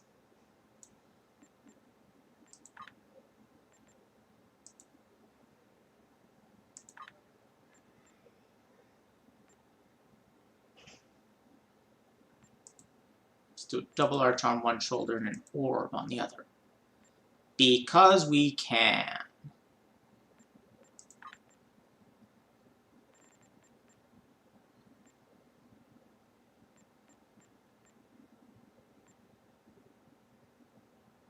Thought I had the 24th century Roman. Oh wait, no. Where'd the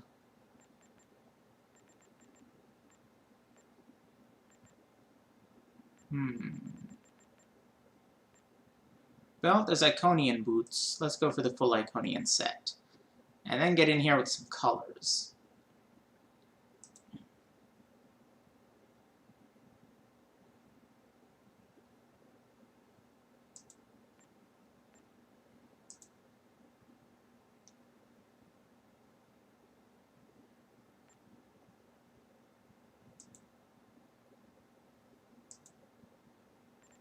No. Is that darker or is that darker? Look about the same. That's weird. Stop it! Not black. Oh, okay. That's the real dark black.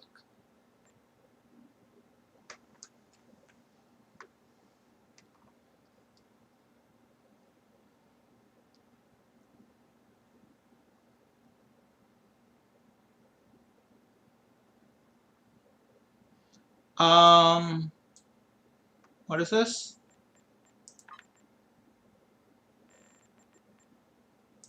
So I do.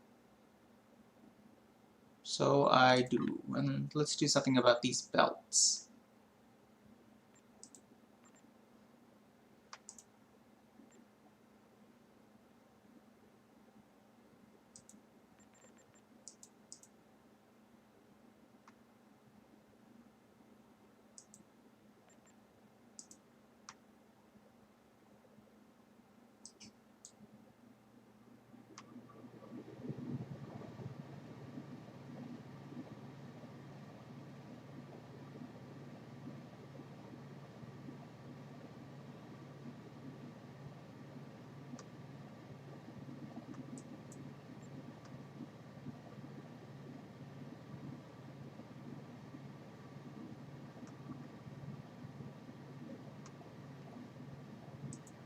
I am aware of and enjoying the conversation happening in the chat, by the way.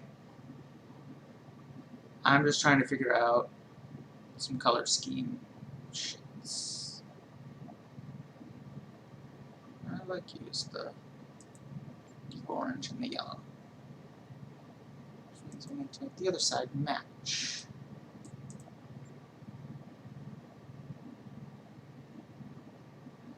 Or I make the other side. No, that's terrible.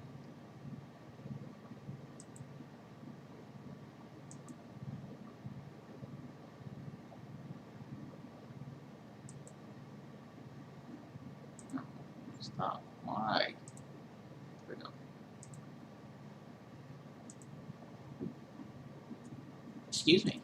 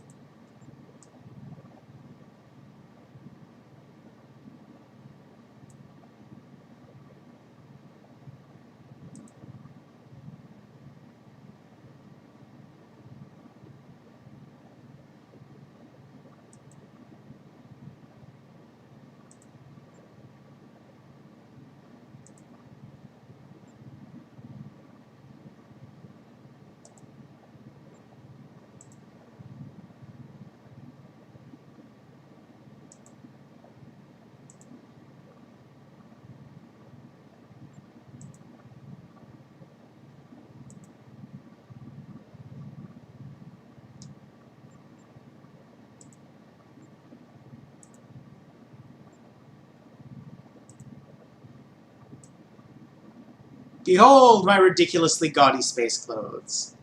Actually, I should probably fix the colors.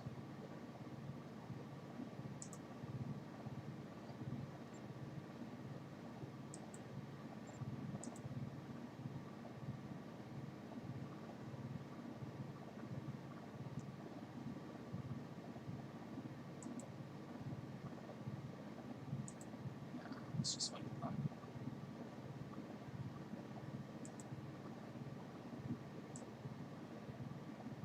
Behold, in all its ridiculousness.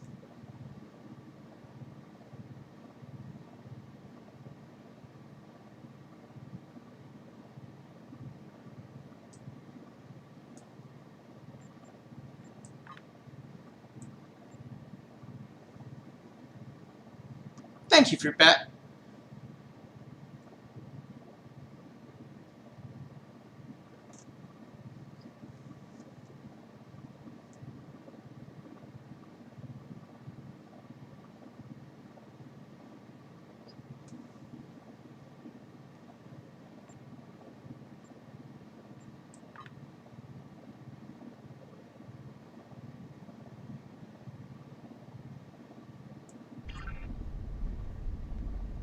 And I mean, why even make an outfit like that if you're not going to wear it?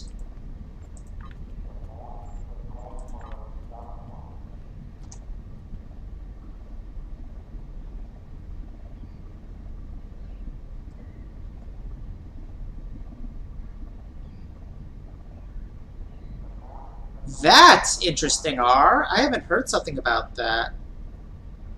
Like, I remember the Vulcans, that the Prime Directive originated with the Vulcans in Enterprise. Well, the Denobulan character actually had the argument for it, but yeah. The Vulcans had it, and then that's interesting about the Iconian thing.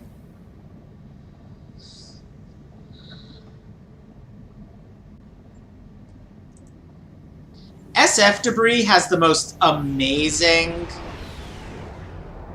thing from that episode that introduced talking about the Prime Directive in Enterprise. He goes off on this whole rant about the utter ridiculousness of its picture of evolution and stuff like that. Really are. I don't recall that.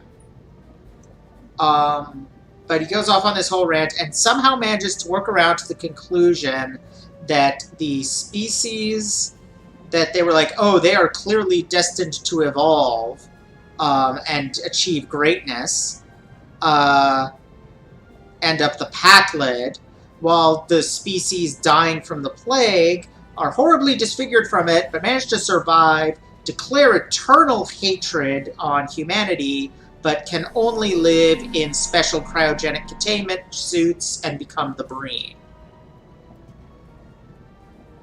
Yeah, that's the one, Fruit Bat. That's one I was just talking about.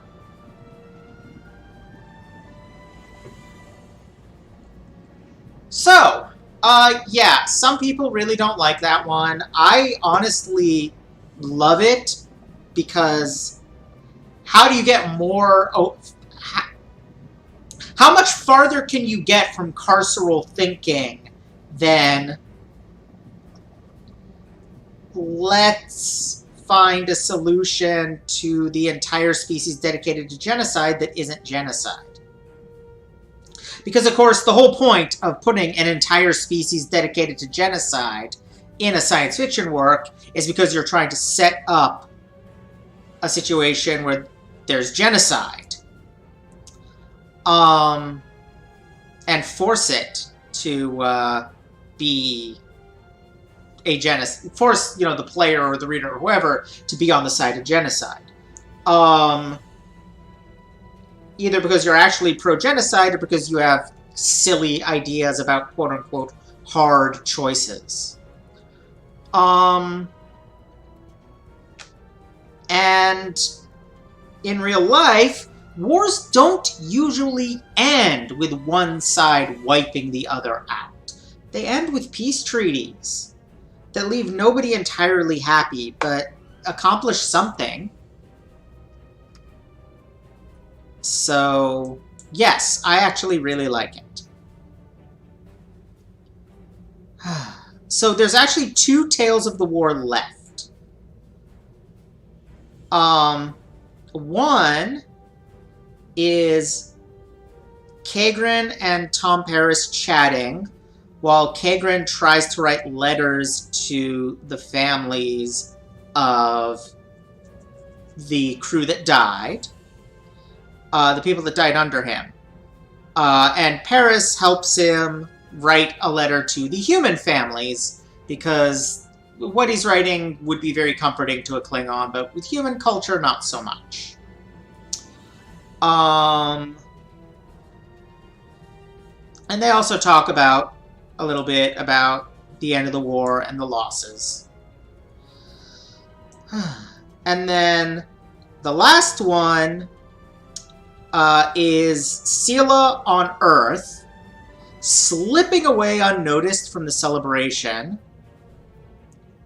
securing a disguise, stealing some stuff, and trading it to Quen, that obnoxious Ferengi, excuse me, in exchange for passage off-world to who knows where. We will see her again. And that's the end of the storyline. Now, I got time to do at least one more episode when I come back.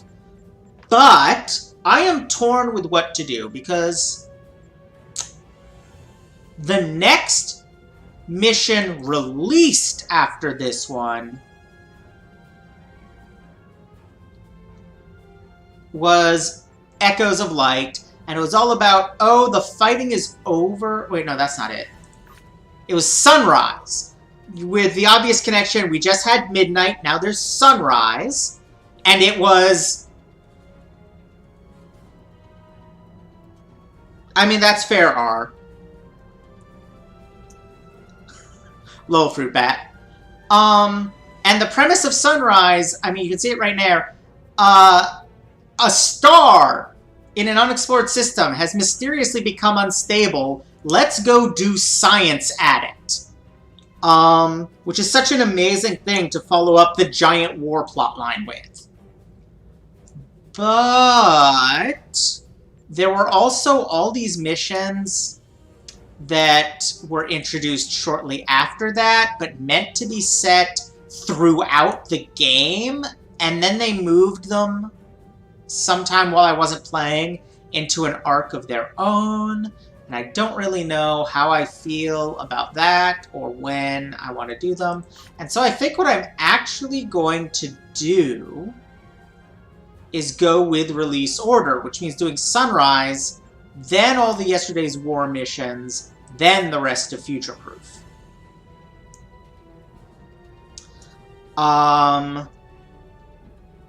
Heavily agreed, Rabbit Cube. Unfortunately, STO's mechanics for it aren't great, but cool mission is still cool mission. And as the game has gone on, they've made a few stabs at, let's do a mission that's about sciencing and stuff, even though those usually have a little combat in them too.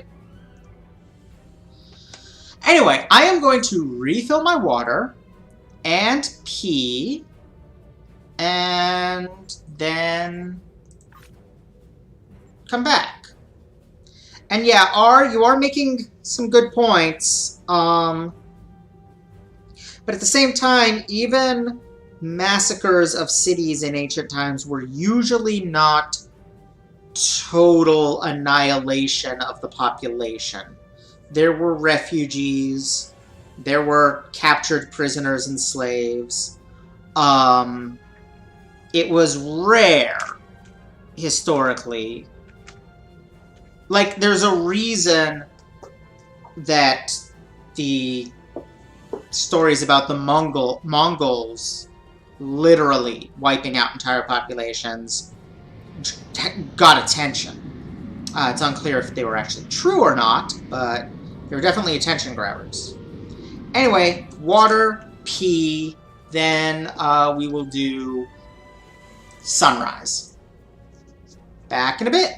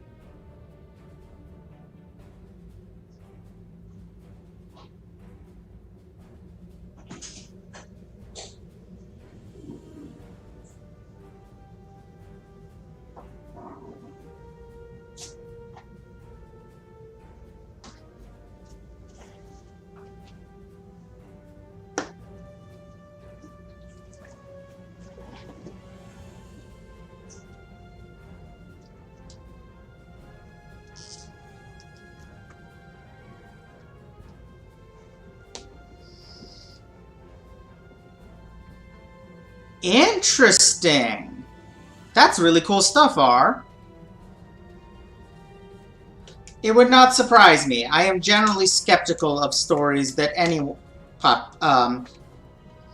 generally skeptical of stories of really extraordinary brutality that aren't solidly backed up by physical evidence. Because people tend to tell stories of extraordinary brutality by people they don't like. Obviously, there are some instances in history of extraordinary brutality, outright genocide, and so forth. But, yeah. There's a lot more stories than there are instances with evidence. Anyway, let's do Sunrise. The Iconian War is finally over, and we can concentrate once more on securing the future of the Romulan Republic.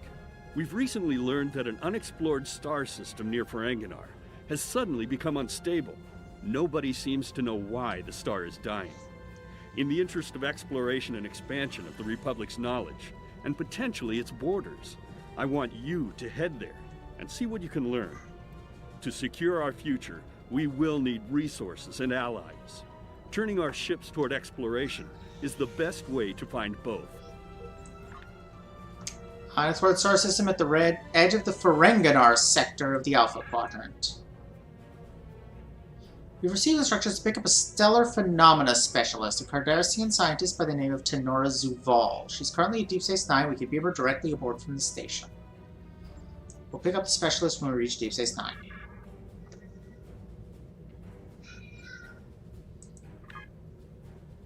Yeah, that's fair, Miranda. That is true.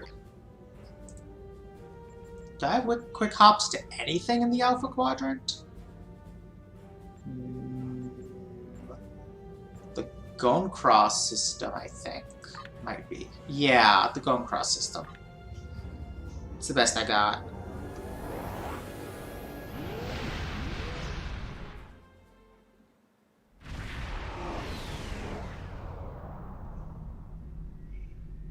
Welcome. Stop it. I'm not staying here.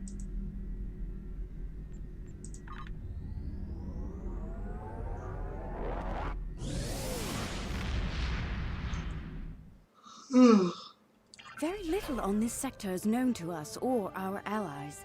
We've recently established contact with the sector's most prominent inhabitants, the First Federation. They are somewhat enigmatic, but encouraging, especially where Tranya is concerned. Oh, I have to go to... Oh god, Deep Space Nine's all the way down there. Well, shit. I was probably better off going to Earth.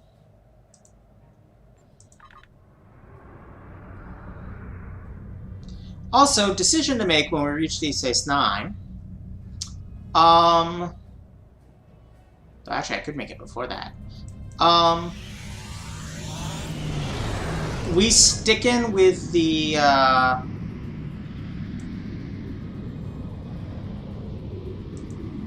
the Starfire, or are we switching back to the Deshayera? Our first contact with another species came not from the Federation, but from this sector, Ferenginar, to be precise. While the Ferengi have not always been the best of neighbors, they have provided us with valuable data on this sector, for a price, of course.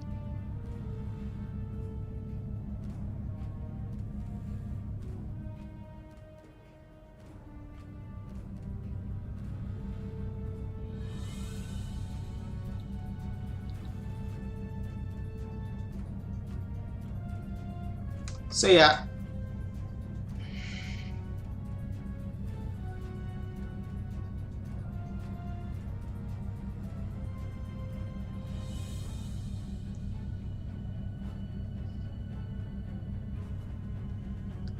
Still, this Genghis Khan stuff is fascinating, but still waiting on anyone to have an opinion about whether to switch back to the Deshayera or stick with the Starfire a while longer.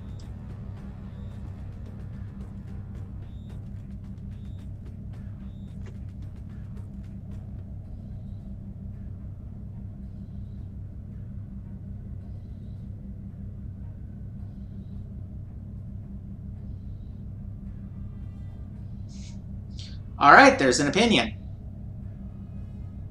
I can respect that opinion.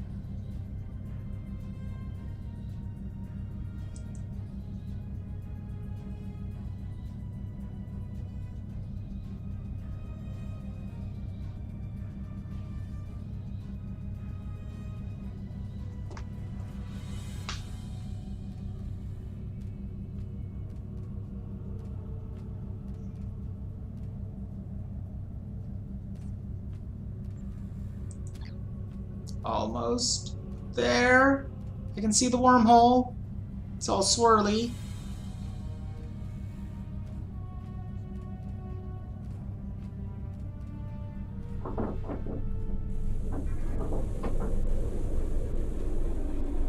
Okay. Let's go to D69.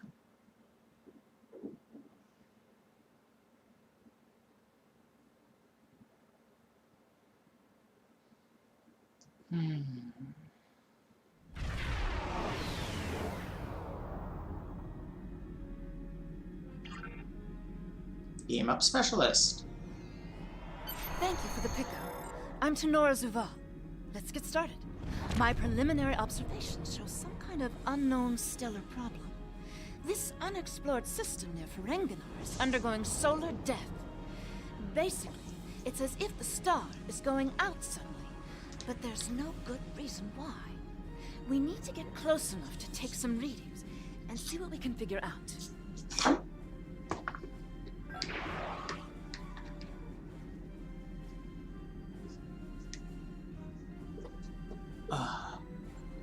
Alright, let's go. I mean, virtually every mission in the game is going to require some amount of shootiness.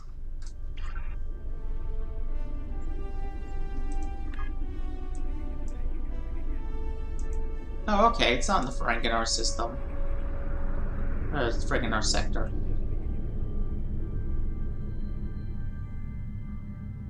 Kararek lied to me. I see how it is. What's his scheme?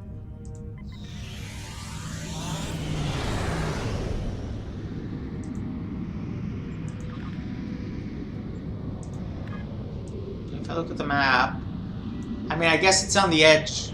It's on the other side of the edge of the Ferenginar sector.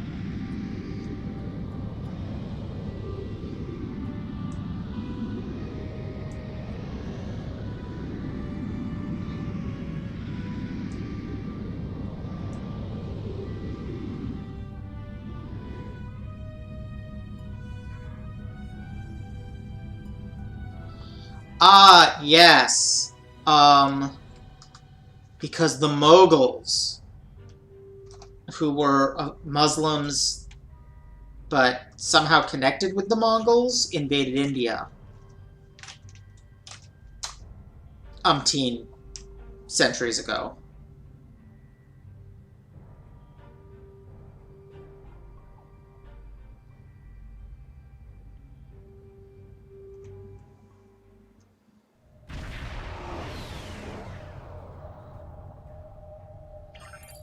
God, the lighting in this system is gorgeous.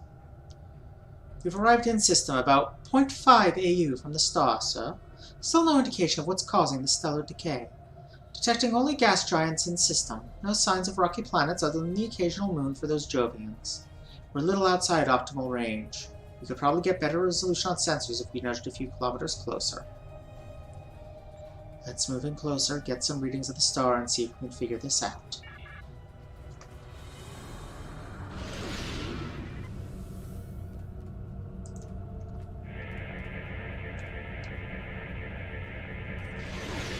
Getting swamped with solar radiation. Try reducing the gain on your sensors.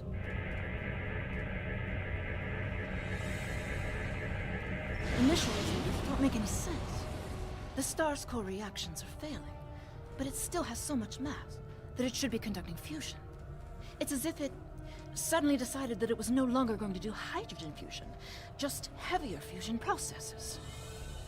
That's weird and not how things work. Let's collect some solar particles and see if we can find any clues. This kind of matter is ejected during corona events. We should be able to collect some with your That's ship's very cool, landscapes Miranda. if we head to one of the ejection zones. We'll make a plot of locations where we can take samples.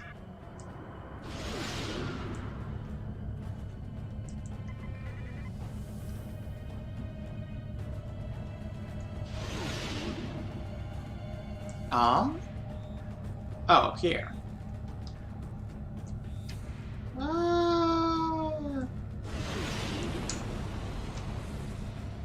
Too low. Why aren't you letting me take samples? There we go.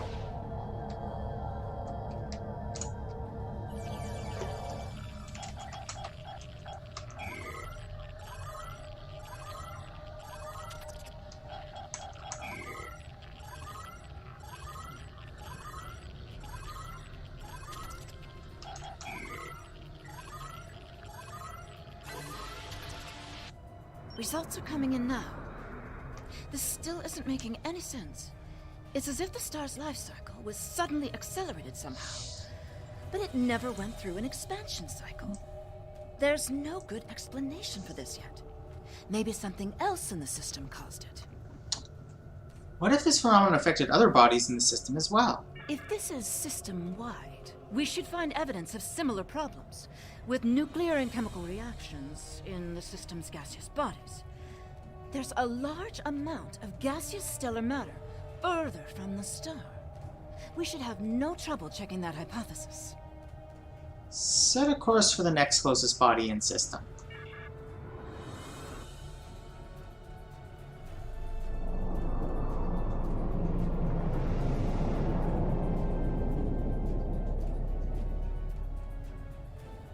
This is very strange. Usually nebulae are massive clouds between star systems. Thank you for actually acknowledging that, game. A system like this is quite rare. This may be the result of an event such as a cosmic string, shearing through a gas giant and turning it back into particulate matter. I'll need some more readings to know for certain. All the particulate matter will make your ship's sensors unreliable beyond a few kilometers, and shields will be offline. The best we'll be able to do is to check small areas until we get close to something unusual. We should head to... Right? They're going all out with the scientific, technobabbly, mystery-solving plot.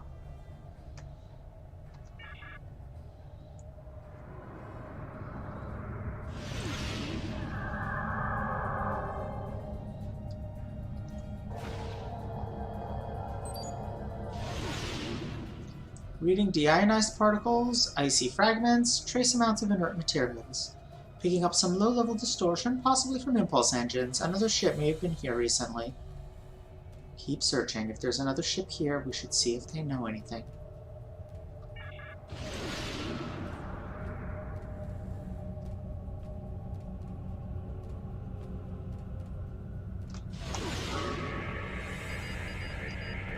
Okay, but there's something of interest there. Oh. Yeah, I'm going the right way. To whatever it is. Ah! More particles. Agitated particles and trace heat, residual trail from an impulse engine. Something is headed this way. Tholians. Let's get a little distance. Since they are confused.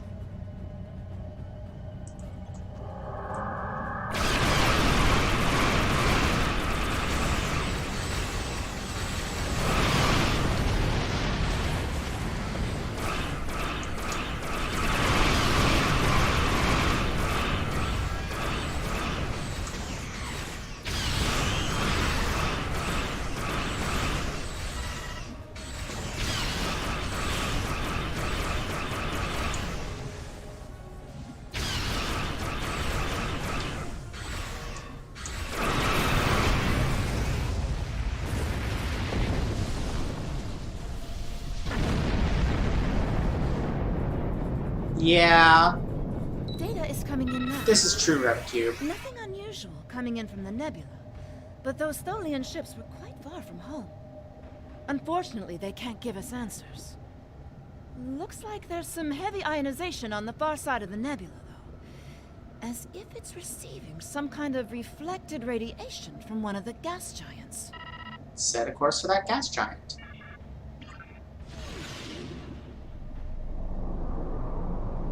That star looks pretty, but unwell. There's a large asteroid ring around this gas giant. We're reading a few metallic asteroids and some low-level radiation. Maybe some additional clues, but nothing concrete. There's a lot of small metal debris moving at high speed. Nothing we can't clear up with our weapons, but we'll need to make sure not to miss. Alright, let's check out one of these radioactive asteroids.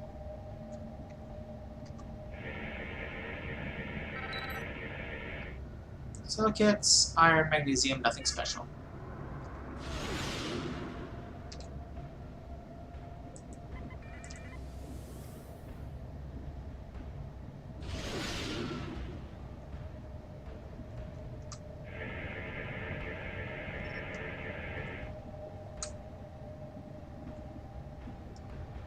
Nothing special here either.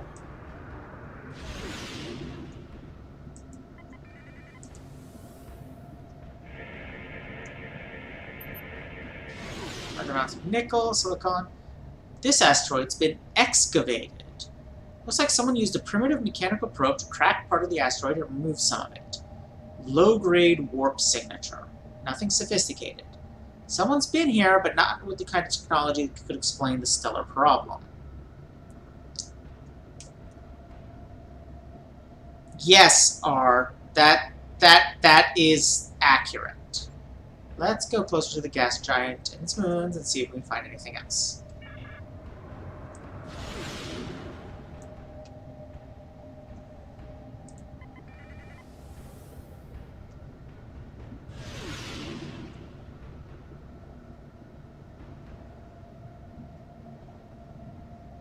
Plotting an optimal location for scanning the gas giants and moons.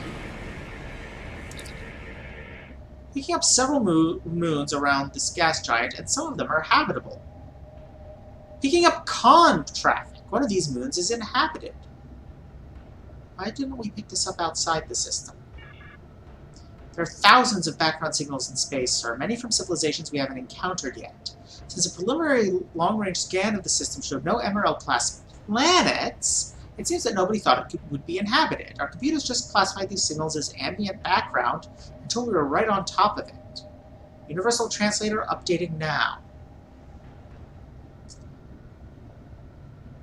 Any signs of starships or bases?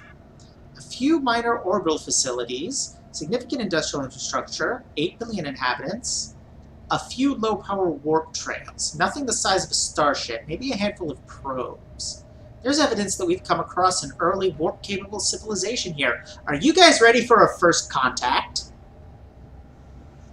Assume a non-threatening posture out of weapons range and open all comm channels. Let's establish a cautious but conciliatory approach. Greetings, unknown vessel. This is Administrator Kumar K. Please provide identification.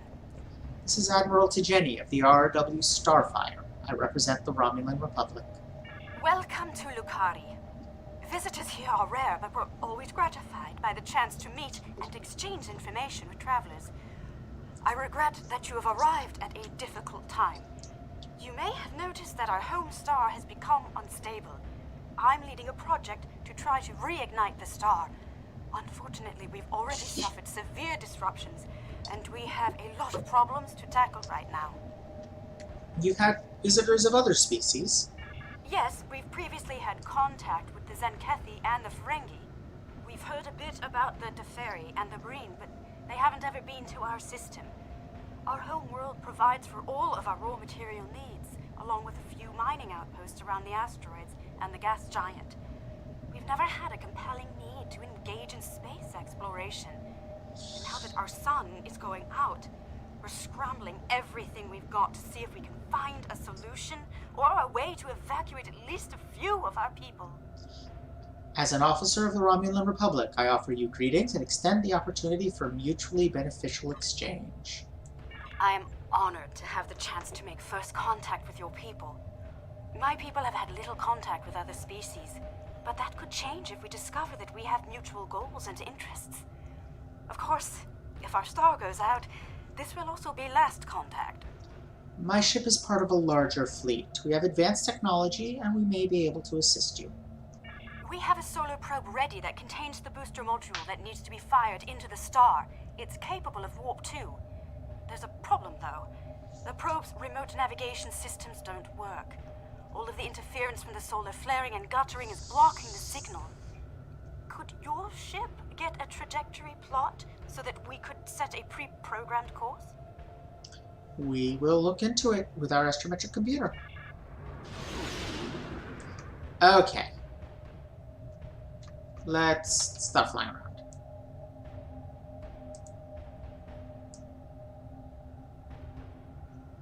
First point needs to be higher. Second point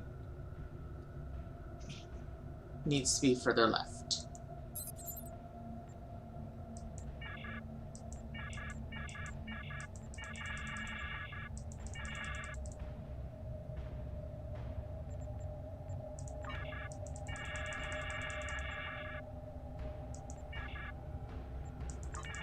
Let's not go all the way down. Let's go like that. Let's see how that looks. First point needs to be further down. Second point needs to be further right.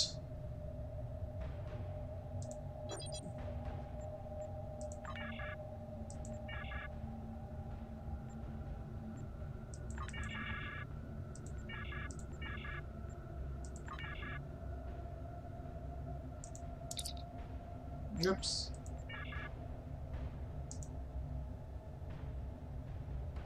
First point needs to be further down and right.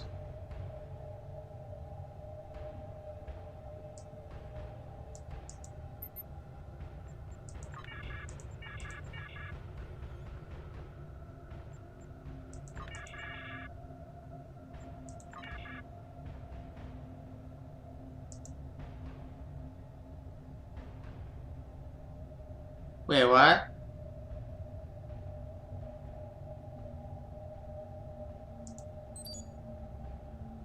Oh!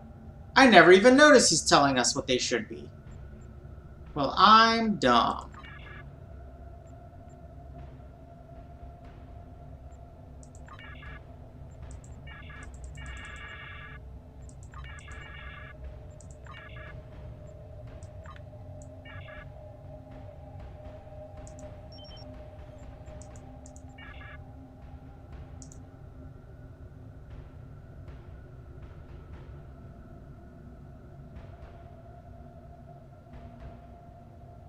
We're getting your telemetry now. I'll have my engineers prepare the probe. Let's see if this works. Yeah. I suspect people complained about the puzzle being too trial and error. So instead of fixing it, they just give you the answer now. The probe's made it out of orbit.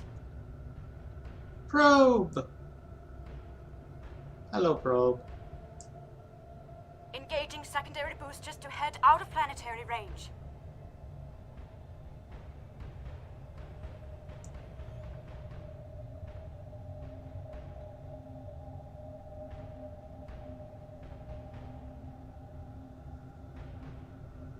It's gone to warp.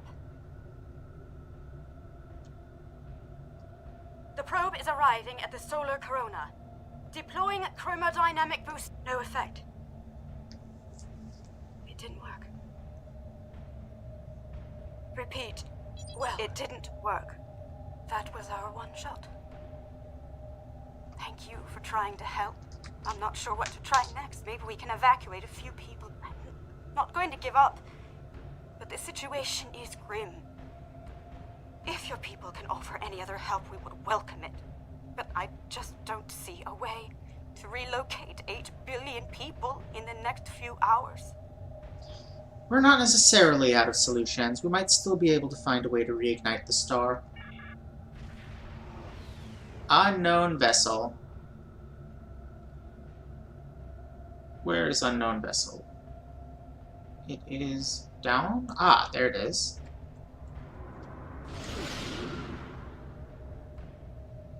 It is indeed very small. Stop that. Stop that also. Where are you? Unknown ship. Where did you go? There he goes. It is redonkulously small.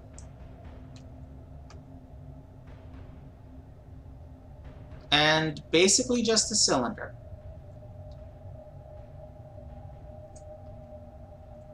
My name is Caldano. Looks like I've arrived at the perfect time. I'm here to help with the problem with this star. I'm a scientist, and I have some specialized knowledge that can help. We still don't know what caused this. Your timing is kinda suspicious. I need a reason to trust you. If my plans were sinister, I'd just leave and let the star run its course.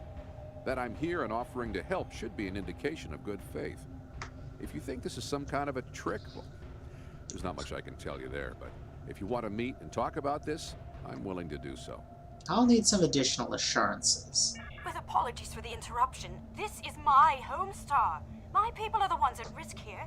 If you have some way to reverse this process, my people should be involved. Fair enough. Fair enough. Good point. We'll hear him out. All right, I'm willing to do so, but it will take me a little while to get a shuttle out there. As you might imagine, things are a little hectic over here right now. Oh, don't worry. We won't need a shuttle. You won't be able to get a lock on my ship interior due to the subspace manifolds. I'll go ahead and bring you aboard. Okay.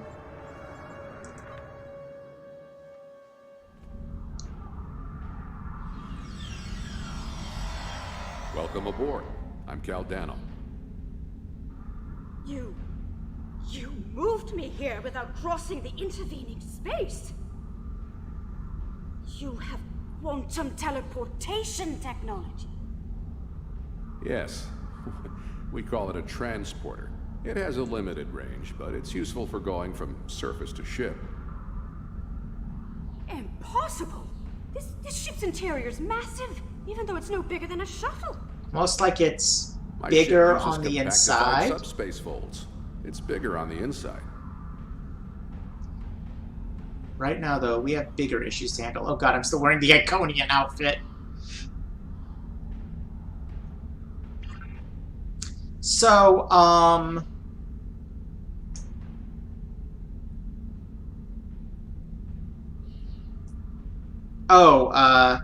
Kumarkes? Yeah. She's got a pretty amazing design.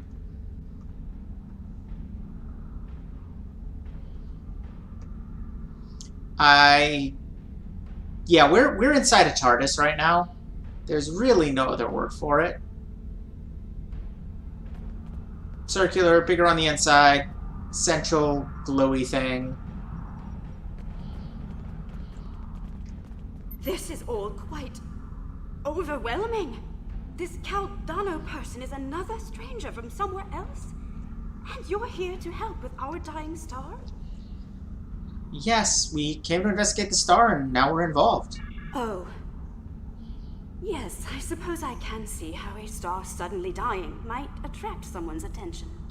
As an officer of the Romulan people, I am also interested in opening a dialogue with your people, but first we must solve the problem of your star. It's an odd coincidence. We'd probably never have met if it weren't for the trouble with the star. My people have never really had any desire to go exploring out there. Lol, We've Miranda. sent a few probes and met a couple of neighbors, but we're happy at home, and we have what we need, so why risk it?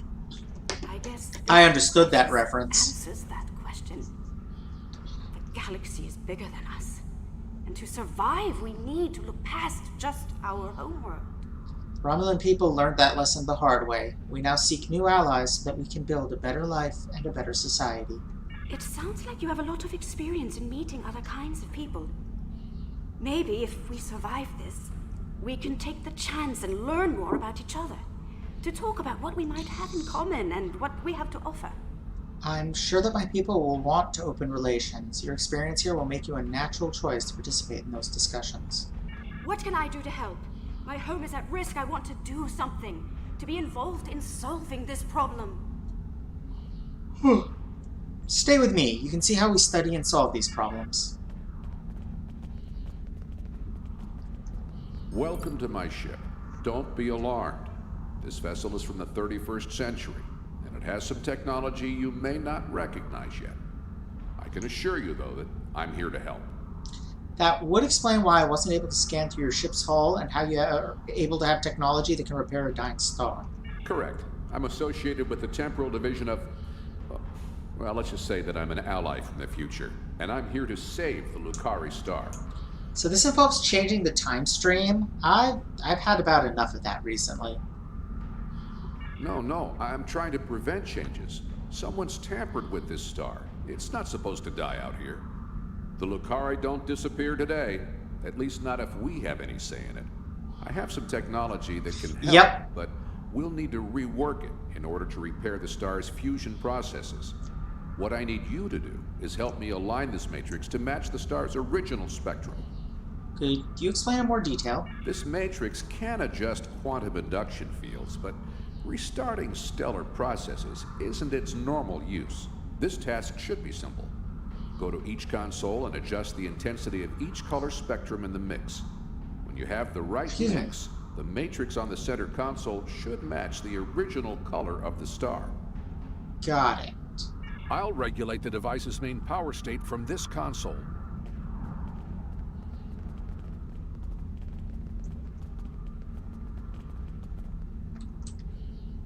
Hello? Okay. No, that's not what I... Okay.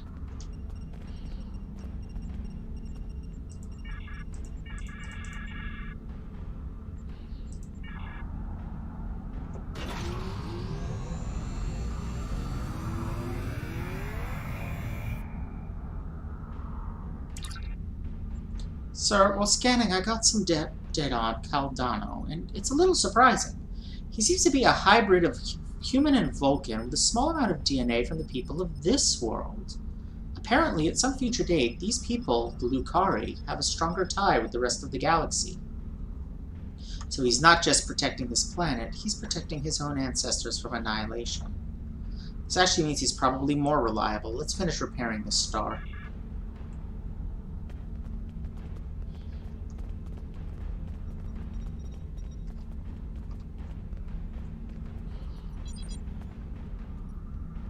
Alright.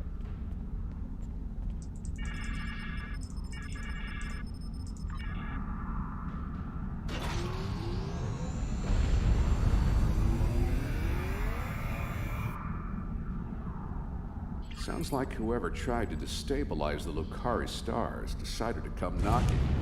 Let's see who... They're packing a real wallop! Shields just went down! We have incoming! Weapons ready, prepare to repel borders. What are those things?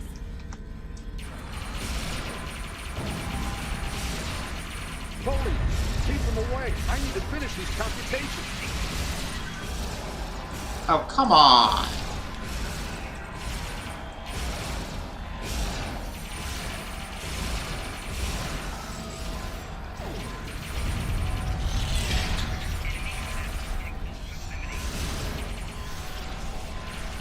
Oh, I'm getting pretty beat up, ain't I? I'm dead.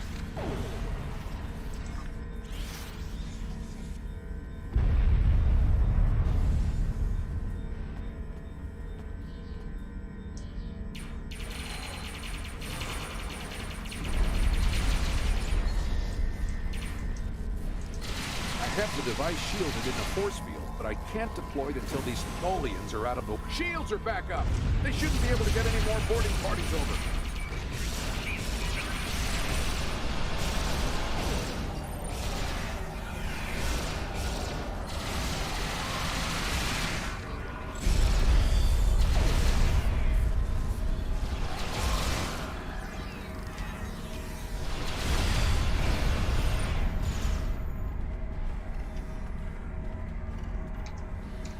Well, okay.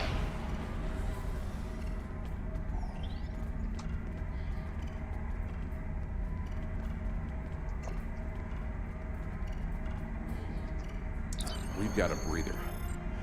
Now I just have to charge the device and prepare it for use. In just a few minutes, it'll propagate a quantum wave shift that should correct the star's stalled fusion process. You should head back to your ship, and I'll send the administrator back home. Okay.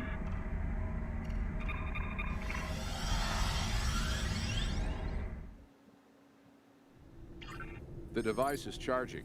We should be just a few minutes away from repairing the star now. Give us the talks, mutant.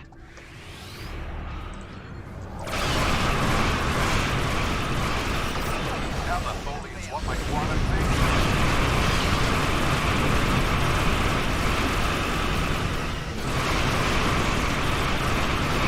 Surrender the talks, mutant, or you will be destroyed.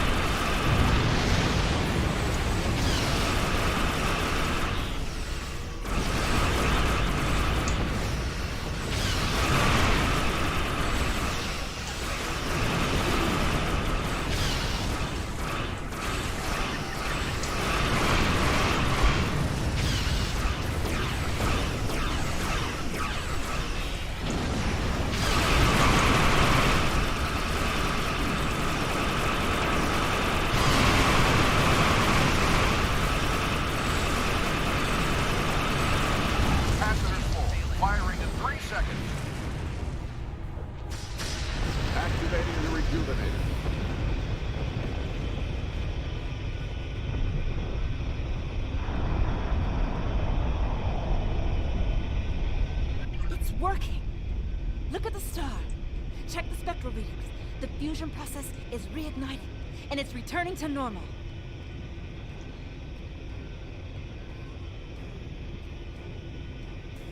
Yeah, that's actually a good point, Tar.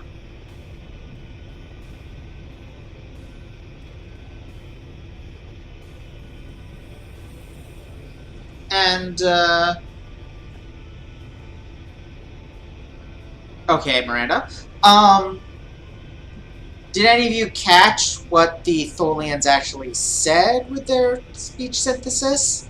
Demanding to be given the talks you talked? Any of you remember that throwaway TNG episode? Readings are stabilizing. The shockwave should be barely noticeable by the Lucari. Some of those ships have just arrived at our home system. They're attacking our homeworld. We don't have any way to repel starships like this. Please, help us. Yeah, the Tholians... Something weird going on with the Tholians. My theory is that they have an interdimensional empire.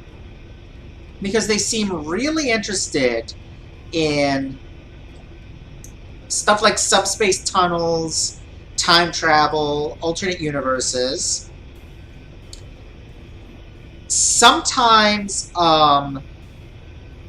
Terran Empire mods will randomly have Tholian ships in them, and they field a military on par with any of the major empires while having, like, 2 star systems. So yeah, my theory is that they have actually conquered, like, lots of alternate universe versions of their planet. And that's how they're getting all the resources for those fleets. As for Cuddles the Baby Horda, still in my inventory, could pull her out next mission. If there is a next mission. Anyway, some of those ships have just arrived at the home system. They're attacking the home world. Don't have any way to repel them. Please help. On our way. Oh, that is quite a lot of them. Please, you have to stop them. We don't have any warships or space weapons.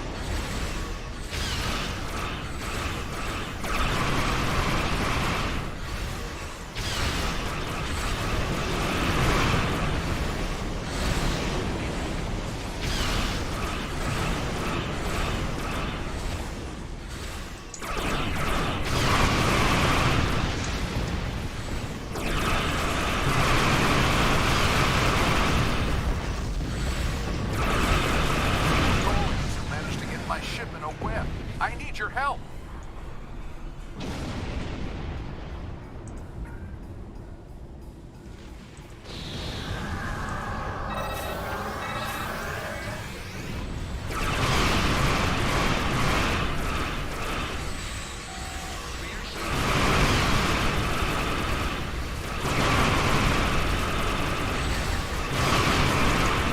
Stolen my quantum phase inhibitor.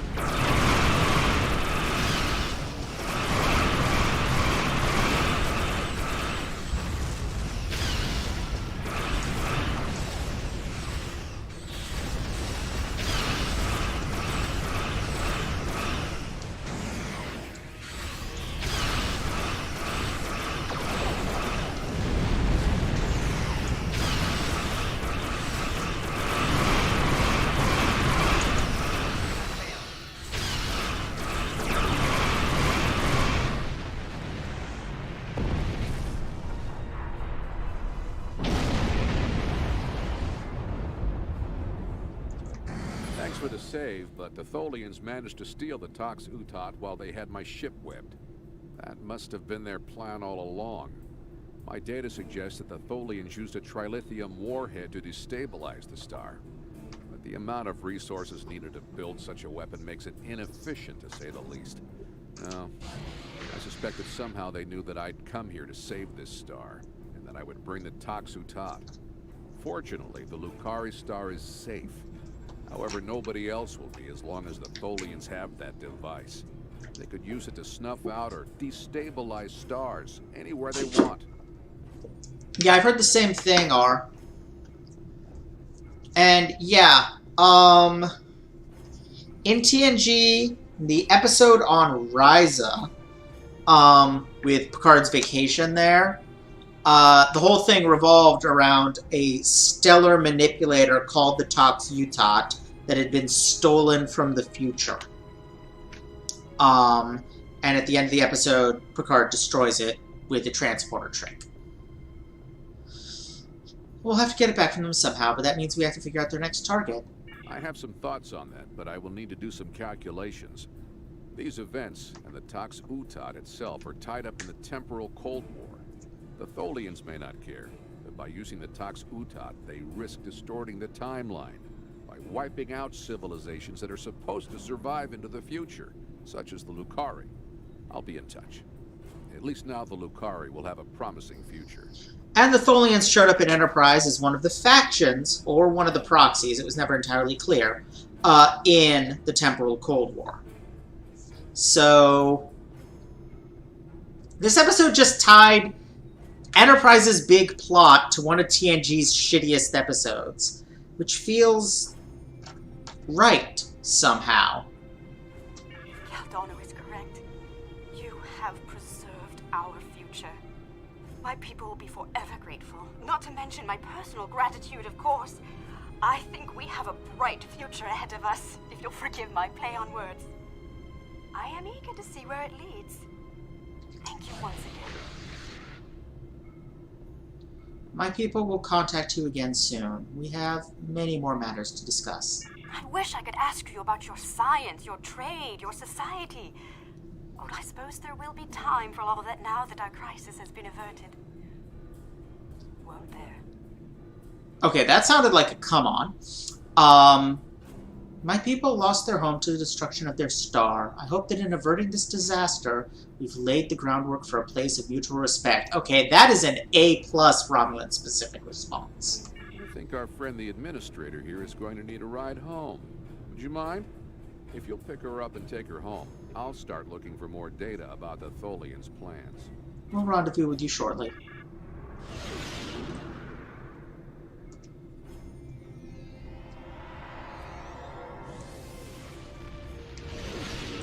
I have collected an amazing amount of information about what happened to this star. Thank you for bringing me along. Once we're back in Allied space, I'll take a shuttle.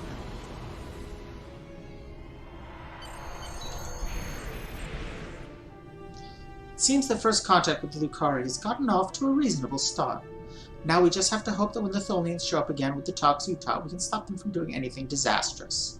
We're ready to leave the system on your orders, sir. Right through their planet!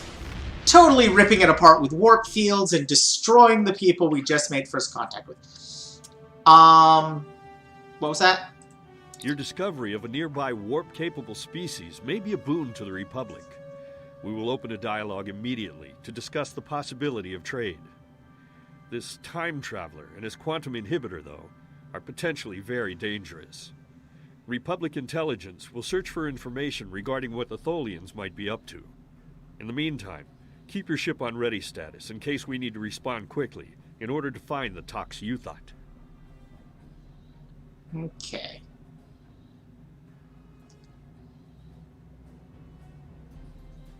So,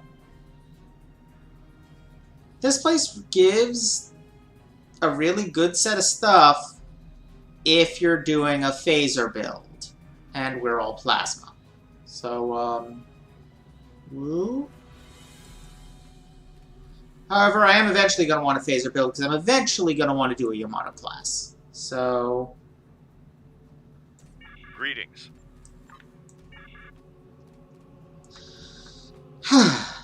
I'm filling up for another. That was fun. Fallen into the...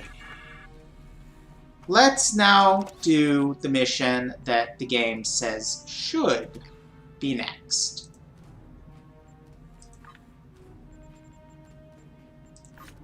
Which is actually also another of my favorites in this game.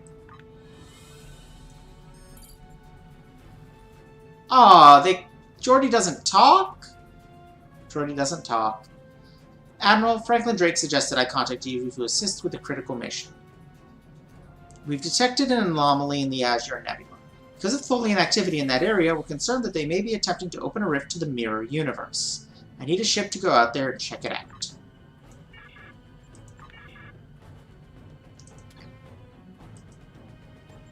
To the Beta Quadrant. Yeah, this mission comes from Geordi. Though I'm not sure why they bothered if they're not going to have the mission intro be voiced. And here we are in the Azure Nebula. Convenient.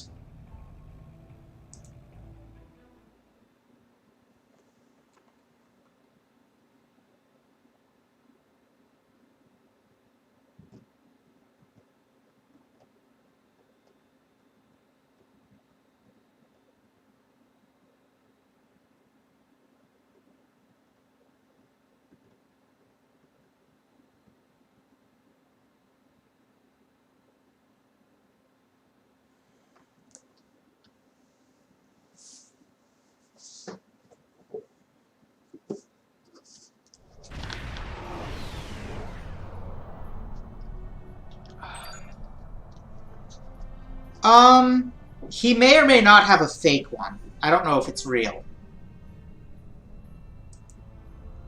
Sloan, when he was first introduced on DS9, the first Section 31 agent ever, had a fake rank. Captain, Starfleet Command reports that a space-time anomaly has been seen in this region of space. With the Tholian activity in the region, they want us to check it out and see what we can learn. Let's see what they're up to. By getting close to that Tholian recluse.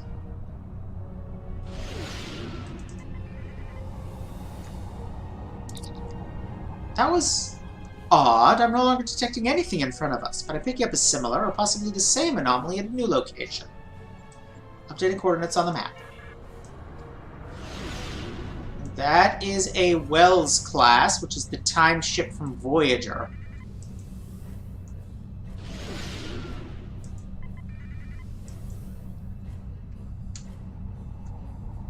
And it's gone. Jump to a new location. And that's a D7 battlecruiser from TOS era.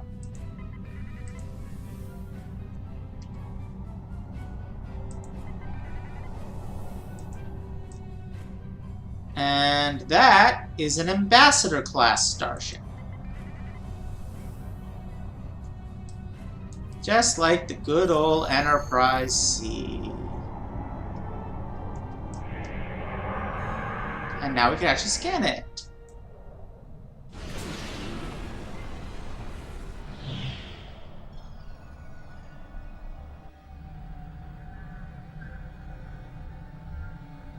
Freighter RRW Starfire requesting permission to dock at Tholian Base.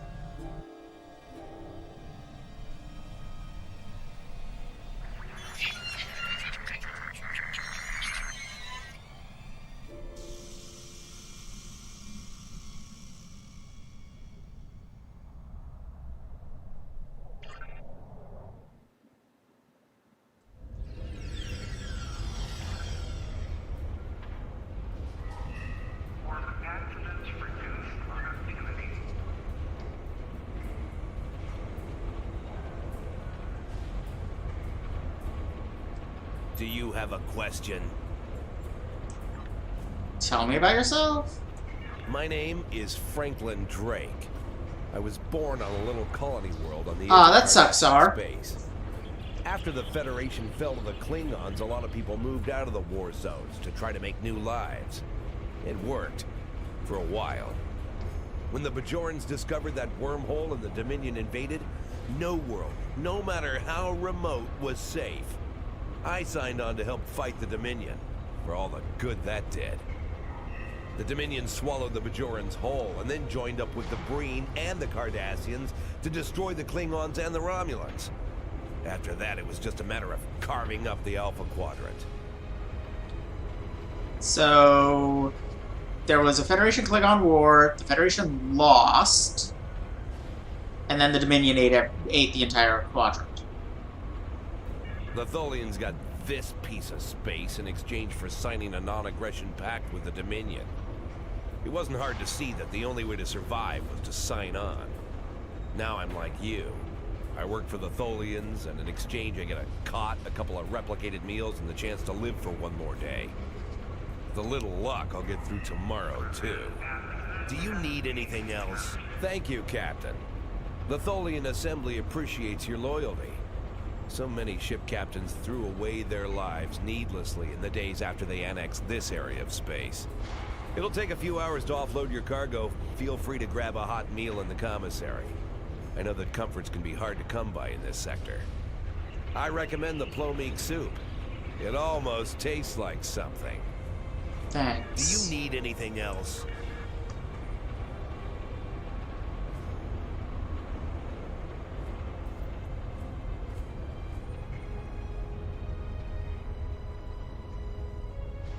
Oh, now there's a face. Hello. You look familiar. So do you. Have you been in any other work camps in this sector? Tell me about yourself. I'm Liesa. I've been here for about 6 weeks, working in the cargo bays. Pretty good at fixing things, even the worn-out junk the Tholians give us. And that's, yeah. I almost forgot my character was bald. Though. Wait, that seems to indicate there was a third person back here. Who? Where? I didn't see anyone other than her and Drake.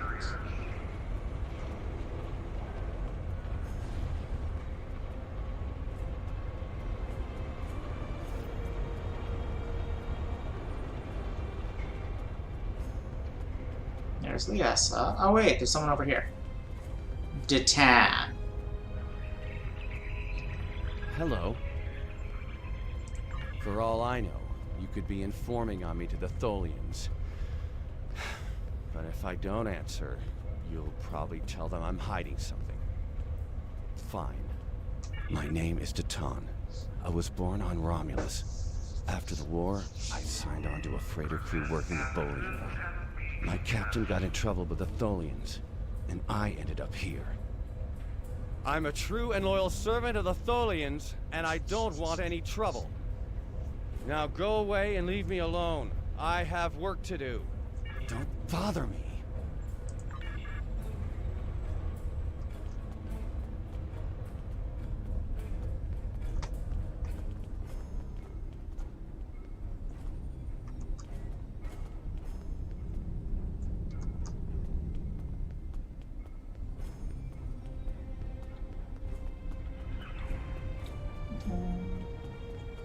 So this mission used to actually be the end of the Klingon War plotline.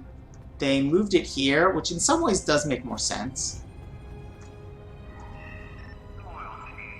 You look familiar. Yeah, I've seen you around. Weren't you the one caught cheating in that Tongo game on Drozana? Heard that Ferengi had his Nazikin buddies break your arms. How long were you out of action? Tell me about yourself.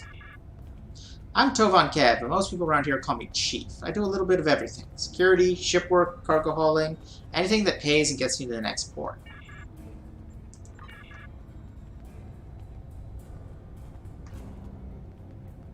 No! Truly, this is the worst of all timelines. Mourn. No! Tell me about yourself.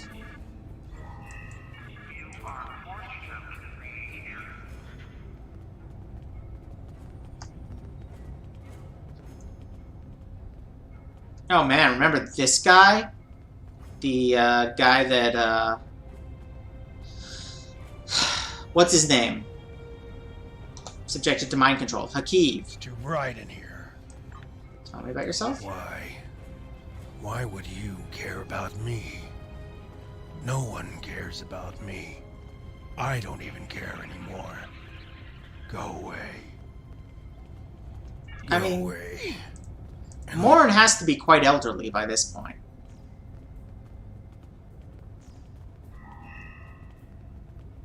Yeah, let's not go past the angry Tholian. Frickin' Garrick. Have we met?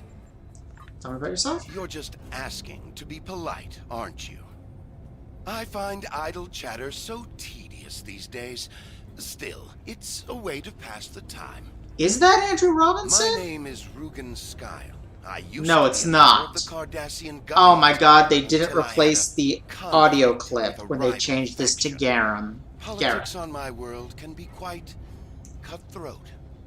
Now I'm... They didn't change the audio clip when they made it Garrett. Brilliant, guys. Only just. The food here is terrible, and the company is worse. Another question? Guys, get it together. Oh hey, it's Admiral Racist Pants. Yes? Tell me about yourself. My name is Tanae, and for many years I served in Starfleet. After the war was lost, I joined a resistance movement attempting to liberate the core worlds. We failed. We were able to keep the Klingons at bay, but not the Dominion and their allies. After the Breen destroyed Earth and the Dominion occupied Betazed, continued resistance was illogical. Against all reason, we continued our fight as our resistance cells fell, one by one. You might say I was one of the fortunate ones. I survived. I would not agree. Dang, depressed Vulcan. Do you require...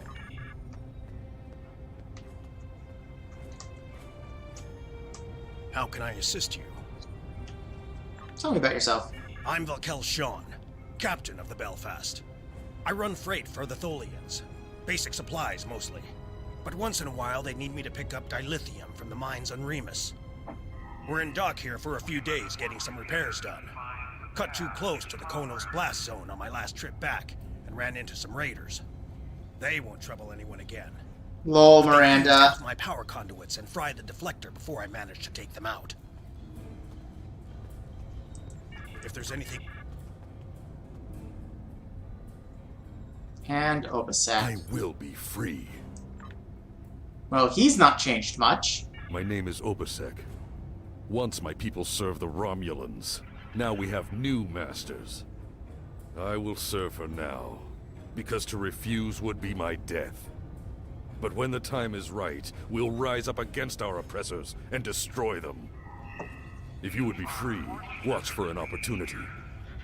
The Tholians will show their weakness soon enough. Do not waste my... Alright, let's get some food.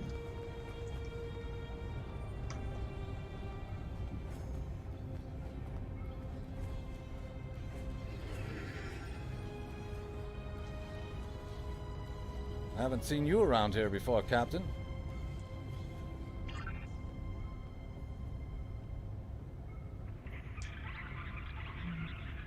Any of you TNG fans recognize the name Richard Castillo? Got a minute to talk? Tell me about yourself. Call me Castillo. Not a lot to tell, I guess. I'm Lieutenant J.G. Richard Castillo, Helm Officer of the USS Enterprise C, an unwilling time traveler. I'm normally the Helm Officer, but I'm Senior Officer now that Captain Garrett and the rest of the senior staff are gone. I've got to do what the Captain would want. Get us back to where we belong. And finish what we set out to do. I know this is hard. I know. I asked around about you. And I don't know if I'm supposed to be telling you this, but I need your help. You're not supposed to be here. None of us are. Not in this timeline, I mean. My ship, my crew. We were supposed to do something important. We went through an anomaly, moved through time, and everything changed. We tried to go back. I guess the battle with the Klingons disrupted the anomaly. Instead of getting back where we belong, we ended up here with the Tholians running everything. I'd never even seen a Tholian before. You have to help us set things right. You have to help us get back to our ship. What are you talking about? Who is us? Me and my crew. There are a little over 100 of us here, scattered throughout the work camp. We're about 65 years ahead of where we should be, according to my math. We were fighting the Romulans. This was back in 2344. And the weapons discharges caused a temporal rift. We passed through, and because we weren't at Narendra to do what we were supposed to do, the timeline changed. We ended up in a timeline where the Federation and the Klingon Empire were at war. The Federation was losing, badly. We tried to go back to set things right, but then the Klingons found us in the Enterprise D, and there's someone here with us from that timeline. Her name is Tasha. I'll take you to her. Maybe she can help explain this. Lead on. Yeah. They didn't actually make it back at the end of that episode.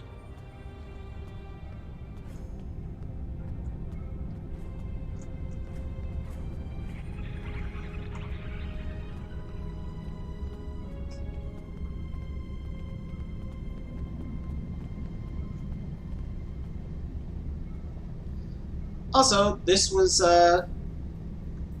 Denise Crosby's first appearance in the game, I believe.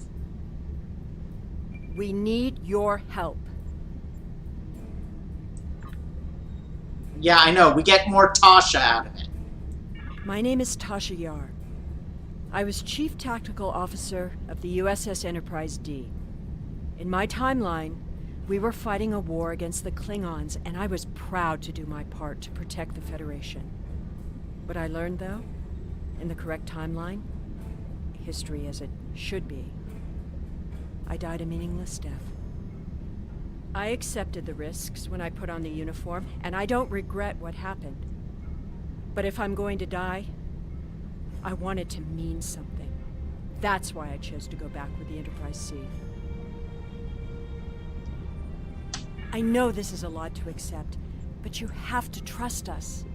I'm from Starfleet, and if I'm right, that's a name that should ring bells with you as well. In an alternate timeline from this one, the correct one, Starfleet is still alive and well, and you're a Starfleet officer. Kind of. I'm embedded in Starfleet. When the Enterprise C moved ahead in time, it created an alternate timeline, one in which I was alive but shouldn't have been. I left with the Enterprise to set things right. We thought we were returning to the Narendra system in 2344 to defend the Klingon colony there from a Romulan attack. We ended up in this nebula in 2409. The Tholians caught us before we could try again, and you can guess the rest. We're going to try to restore the timeline, but to do so, we need the Enterprise C. It's still in the hangar here, and as soon as we get back to her, we'll find the temporal rift and get back to where and when we're supposed to be. To do that, we need your help. What's not strictly accurate? R? What do you need me to do? Franklin Drake is already helping us. He managed to get an access key used to operate the systems in the hangar control room. We need you to get the code from Drake and use it to open the doors to the hangar control room. Oh, yeah, basically. I'd go myself, but we've already been here a week. She's also not strictly accurate about it being 2409. They're watching us. Thanks to them moving this mission later in the game, it's 2410. That's the idea, at least. Of course, it's not as simple as getting the code and opening the door. The Tholians have guards on all critical areas. You'll need to slip past the guards and get into the maintenance tunnels. From there, it's a winding maze to the hangar control room, which can only be unlocked from the inside. Once you get in, you'll be able to open the doors. We'll be waiting there to help you free the Enterprise. I'll do it. What next? Here, take this communicator. It's on a scrambled frequency the Tholians don't monitor, and it'll allow me to contact you while you're on the move. Maybe you can convince someone to cause a distraction. That might make slipping past the guards into the tunnels easier. The Borg attack events are only kind of intermittently available. They show up on some weekends. And yeah.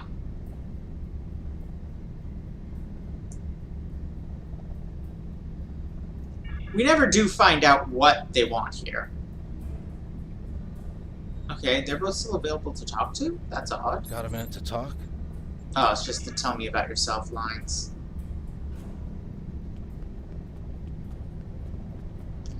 At least to my knowledge, we never find out what the Tholians actually want here. They really are interested in the place. There is mention that there's a network of subspace tunnels existing here naturally, which sounds a lot like Underspace. So that's probably what they're after, but why they want it, excuse me, is less clear. Do you have a question? Bjorn Castillo said you have a key for me? Take it. Here's a map, too. You'll need it in the tunnels. I still don't know why I'm risking my neck for this. Don't expect any more help from me. The Federation fell before I was born. I shouldn't even care, but there's something about Yar and Castillo. I know they believe they can make a difference. Makes me want to believe. Thank you. I'll take the risks now. Do you need anything else? No. You suck. Do you have... Oh, it won't let me shoot it. Do you have a question? Ah! This is the one spot in the game where it won't let me shoot random NPCs. Well, credits.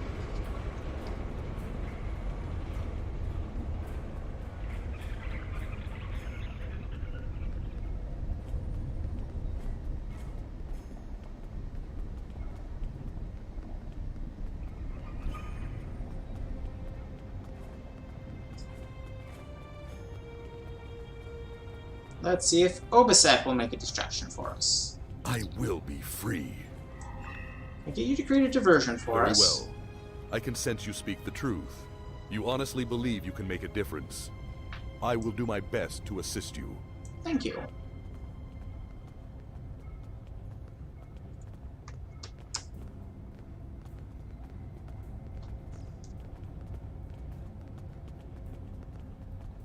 Is there any emotion in you, Tholian?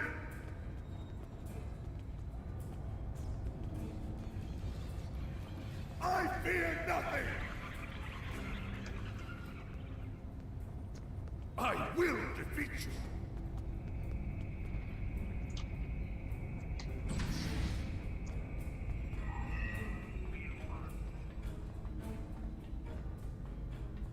Yeah, probably. That's okay, we'll just fix the timeline. Oh, right. I need to go into the tunnels. Crawly, crawly, crawl.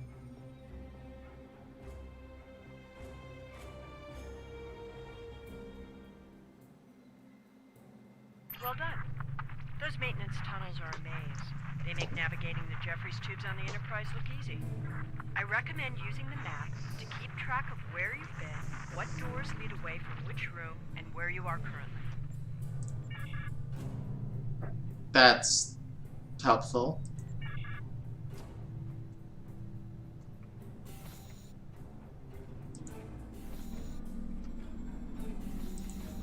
We've hit a snag. There are Tholians in the control room. When they're in there, they pump in a Tholian-friendly atmosphere and raise the temperature. It will kill us if we try to enter. You'll need to replace the methane-based atmosphere with something we can breathe and lower the ambient temperature in the control room before we can continue as planned. Why would they put a system in place that creates a hostile environment for them? The Tholians are very precise. They want to learn everything they can about the ships they're capturing.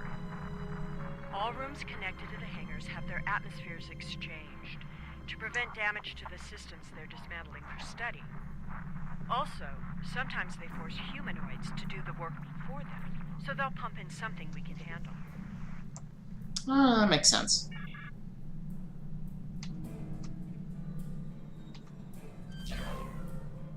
Okay. That's it?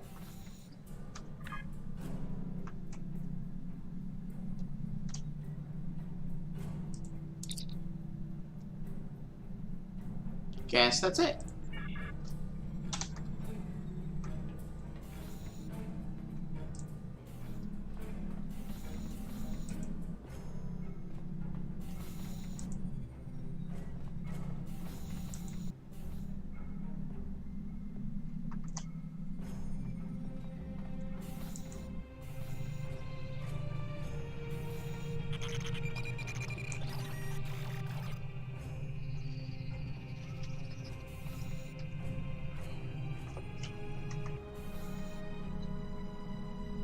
Sworn. Okay, well, let's go back there and finish the job.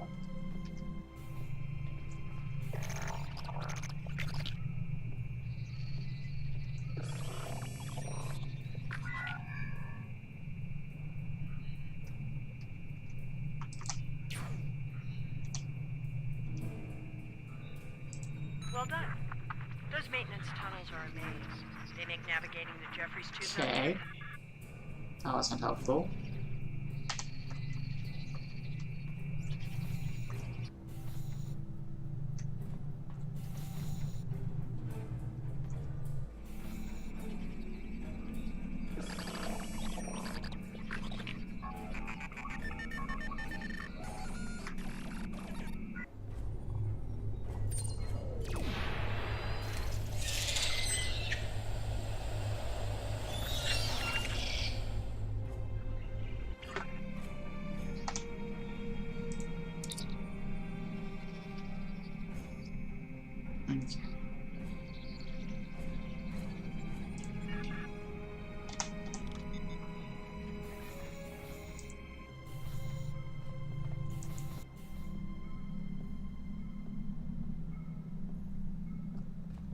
Behold, the wisest Tribble. The game says so. Elder Tribble, please share your wisdom. Tribble coos for a moment and then rolls gently toward you looking for food. You realize you've been talking to a Tribble. Maybe you've been in these access tunnels too long, or maybe it's the gas fumes. Accolade acquired. No, stop that. There we go.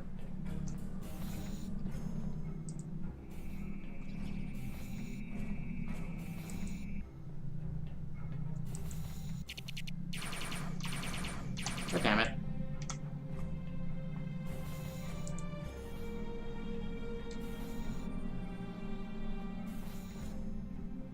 And there we go.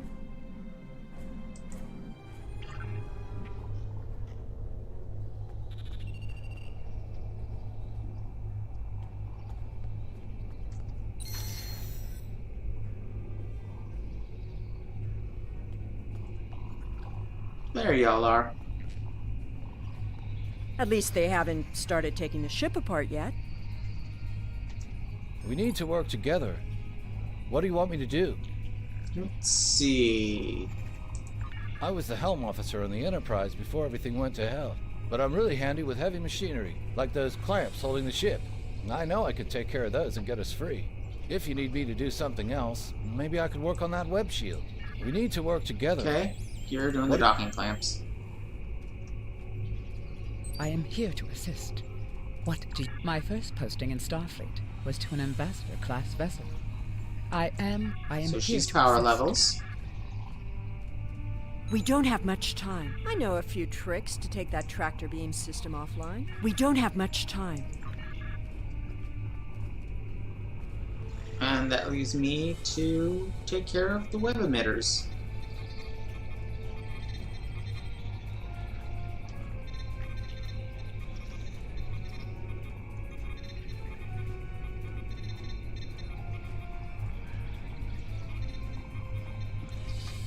See, all that choice does is determines how quickly each of them finishes their task. Overriding security protocols.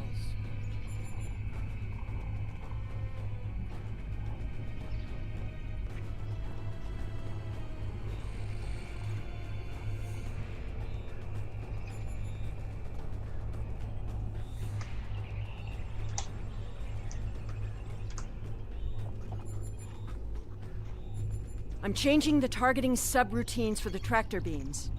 That's great. Shut.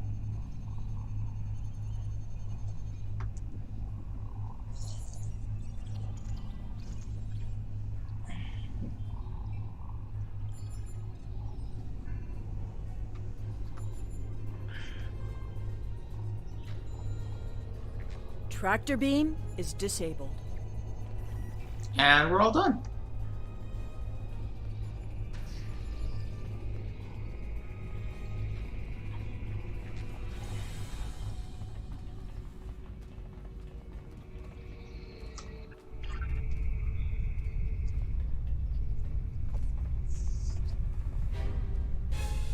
Dun, dun, dun, dun, dun, dun.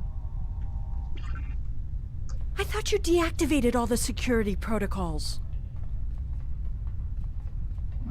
I mean, you know.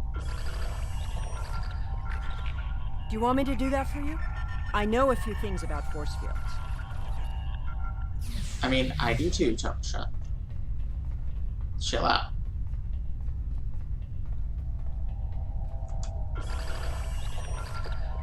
Having trouble? You do know that we could have Tholians swarming us any minute, right? That having trouble line sounded a little more Sela than Tasha. I thought we took care of everything. Starfleet Protocol 547C clearly states... I don't think the Tholians have heard of Protocol 547C.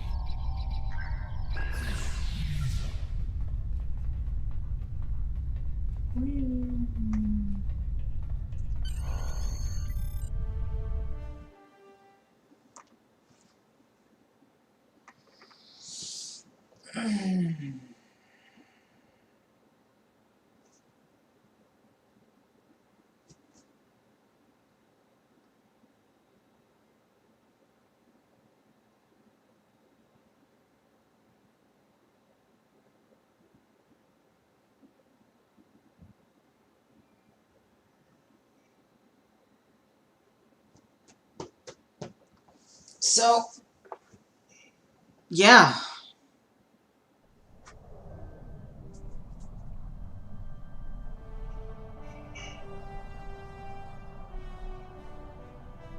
Yay, we launched the sea.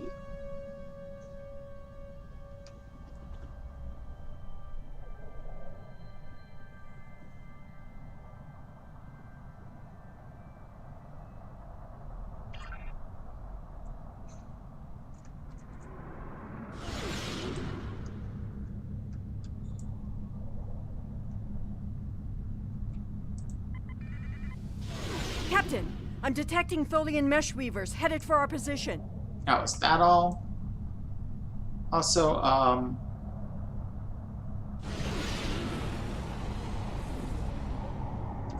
wait. Why did it change? Oh, giddy.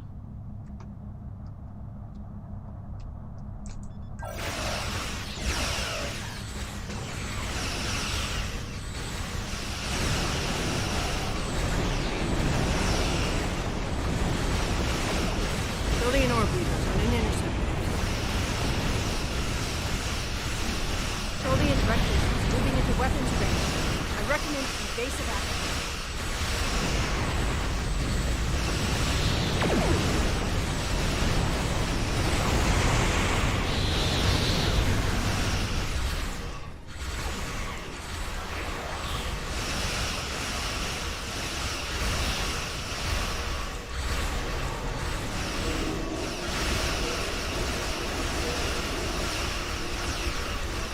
Tholian tarantula on sensor.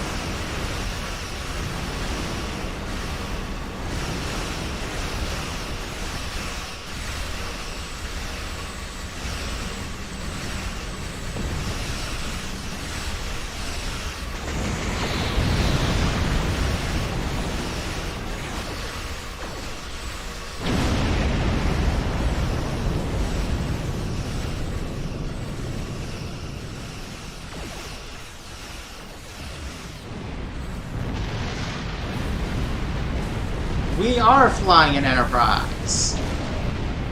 Oh yeah, good catch, R. Just appeared out of nowhere and destroyed that Tholian tarantula.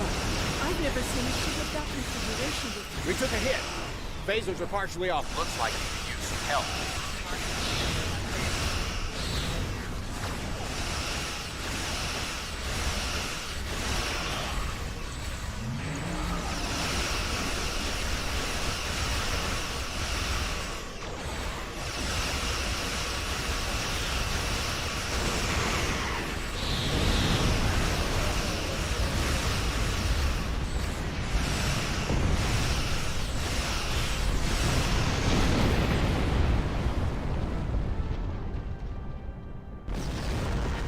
Woot! The way is clear, and the temporal anomaly has been stabilized. Head for the anomaly, Enterprise. It will put you back where you need to be. Who are you? How do you know where we need to be? That's my job. The details aren't important. Restoring the timeline is. Get moving. The Tholians are already starting to regroup. So yeah, that's one of the time ships that... the future Federation time ships that showed up in Voyager. Thanks for your help. Setting a course now.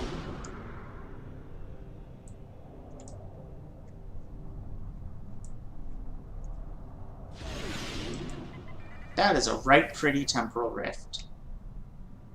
That is what I'm heading for, right? No? Oh, I'm heading for that little thing? Puff.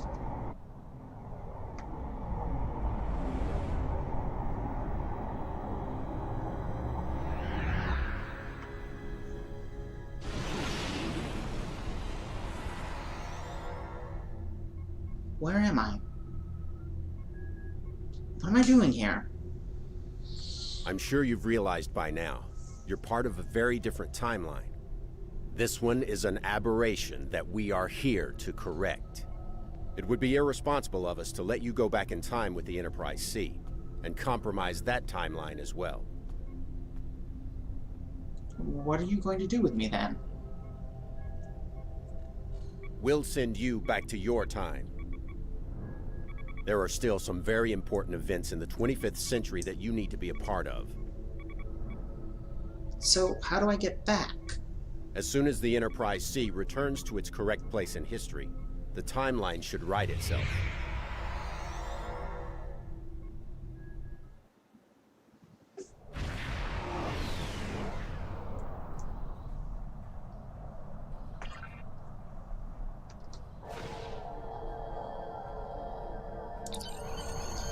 That's strange, sir. I thought I had something on sensors, but it's gone.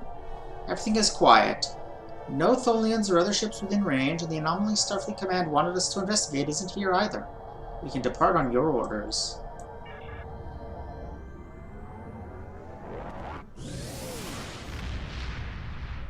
So it is slightly unclear from context whether my character remembers that mission or not, but I tend to lean toward not.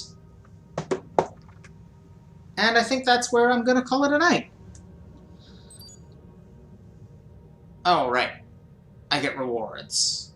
Including an ambassador, but it's a tier frickin' 3 ship. It's basically useless to me. I do get the yesterday's Enterprise uniform. I might put that on someone.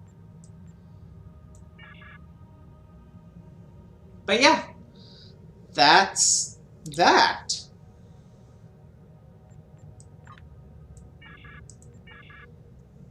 Hope y'all enjoyed. We got to start with my favorite mission in the whole game, and a couple pretty good ones after that. So all around good time as far as I'm concerned. And I'll see you all next time as we continue with the, what arc is it that we actually ended up doing? The Yesterday's War arc. I will, The Wisest Tribble is pretty great, Rabbit Cube. Yeah. I will see you all next time, which actually, my internet is scheduled to be installed on, Friday of this week. So, fingers crossed, I'll be able to, I'll have everything set up and be able to film on Monday. And therefore we'll be able to do this again then. If not, I should be able to start by the Monday after. Either way, like I said, hope y'all had fun, and see y'all next time. Glad you enjoyed it too, Miranda. Glad everybody seemed to enjoy it. Bye!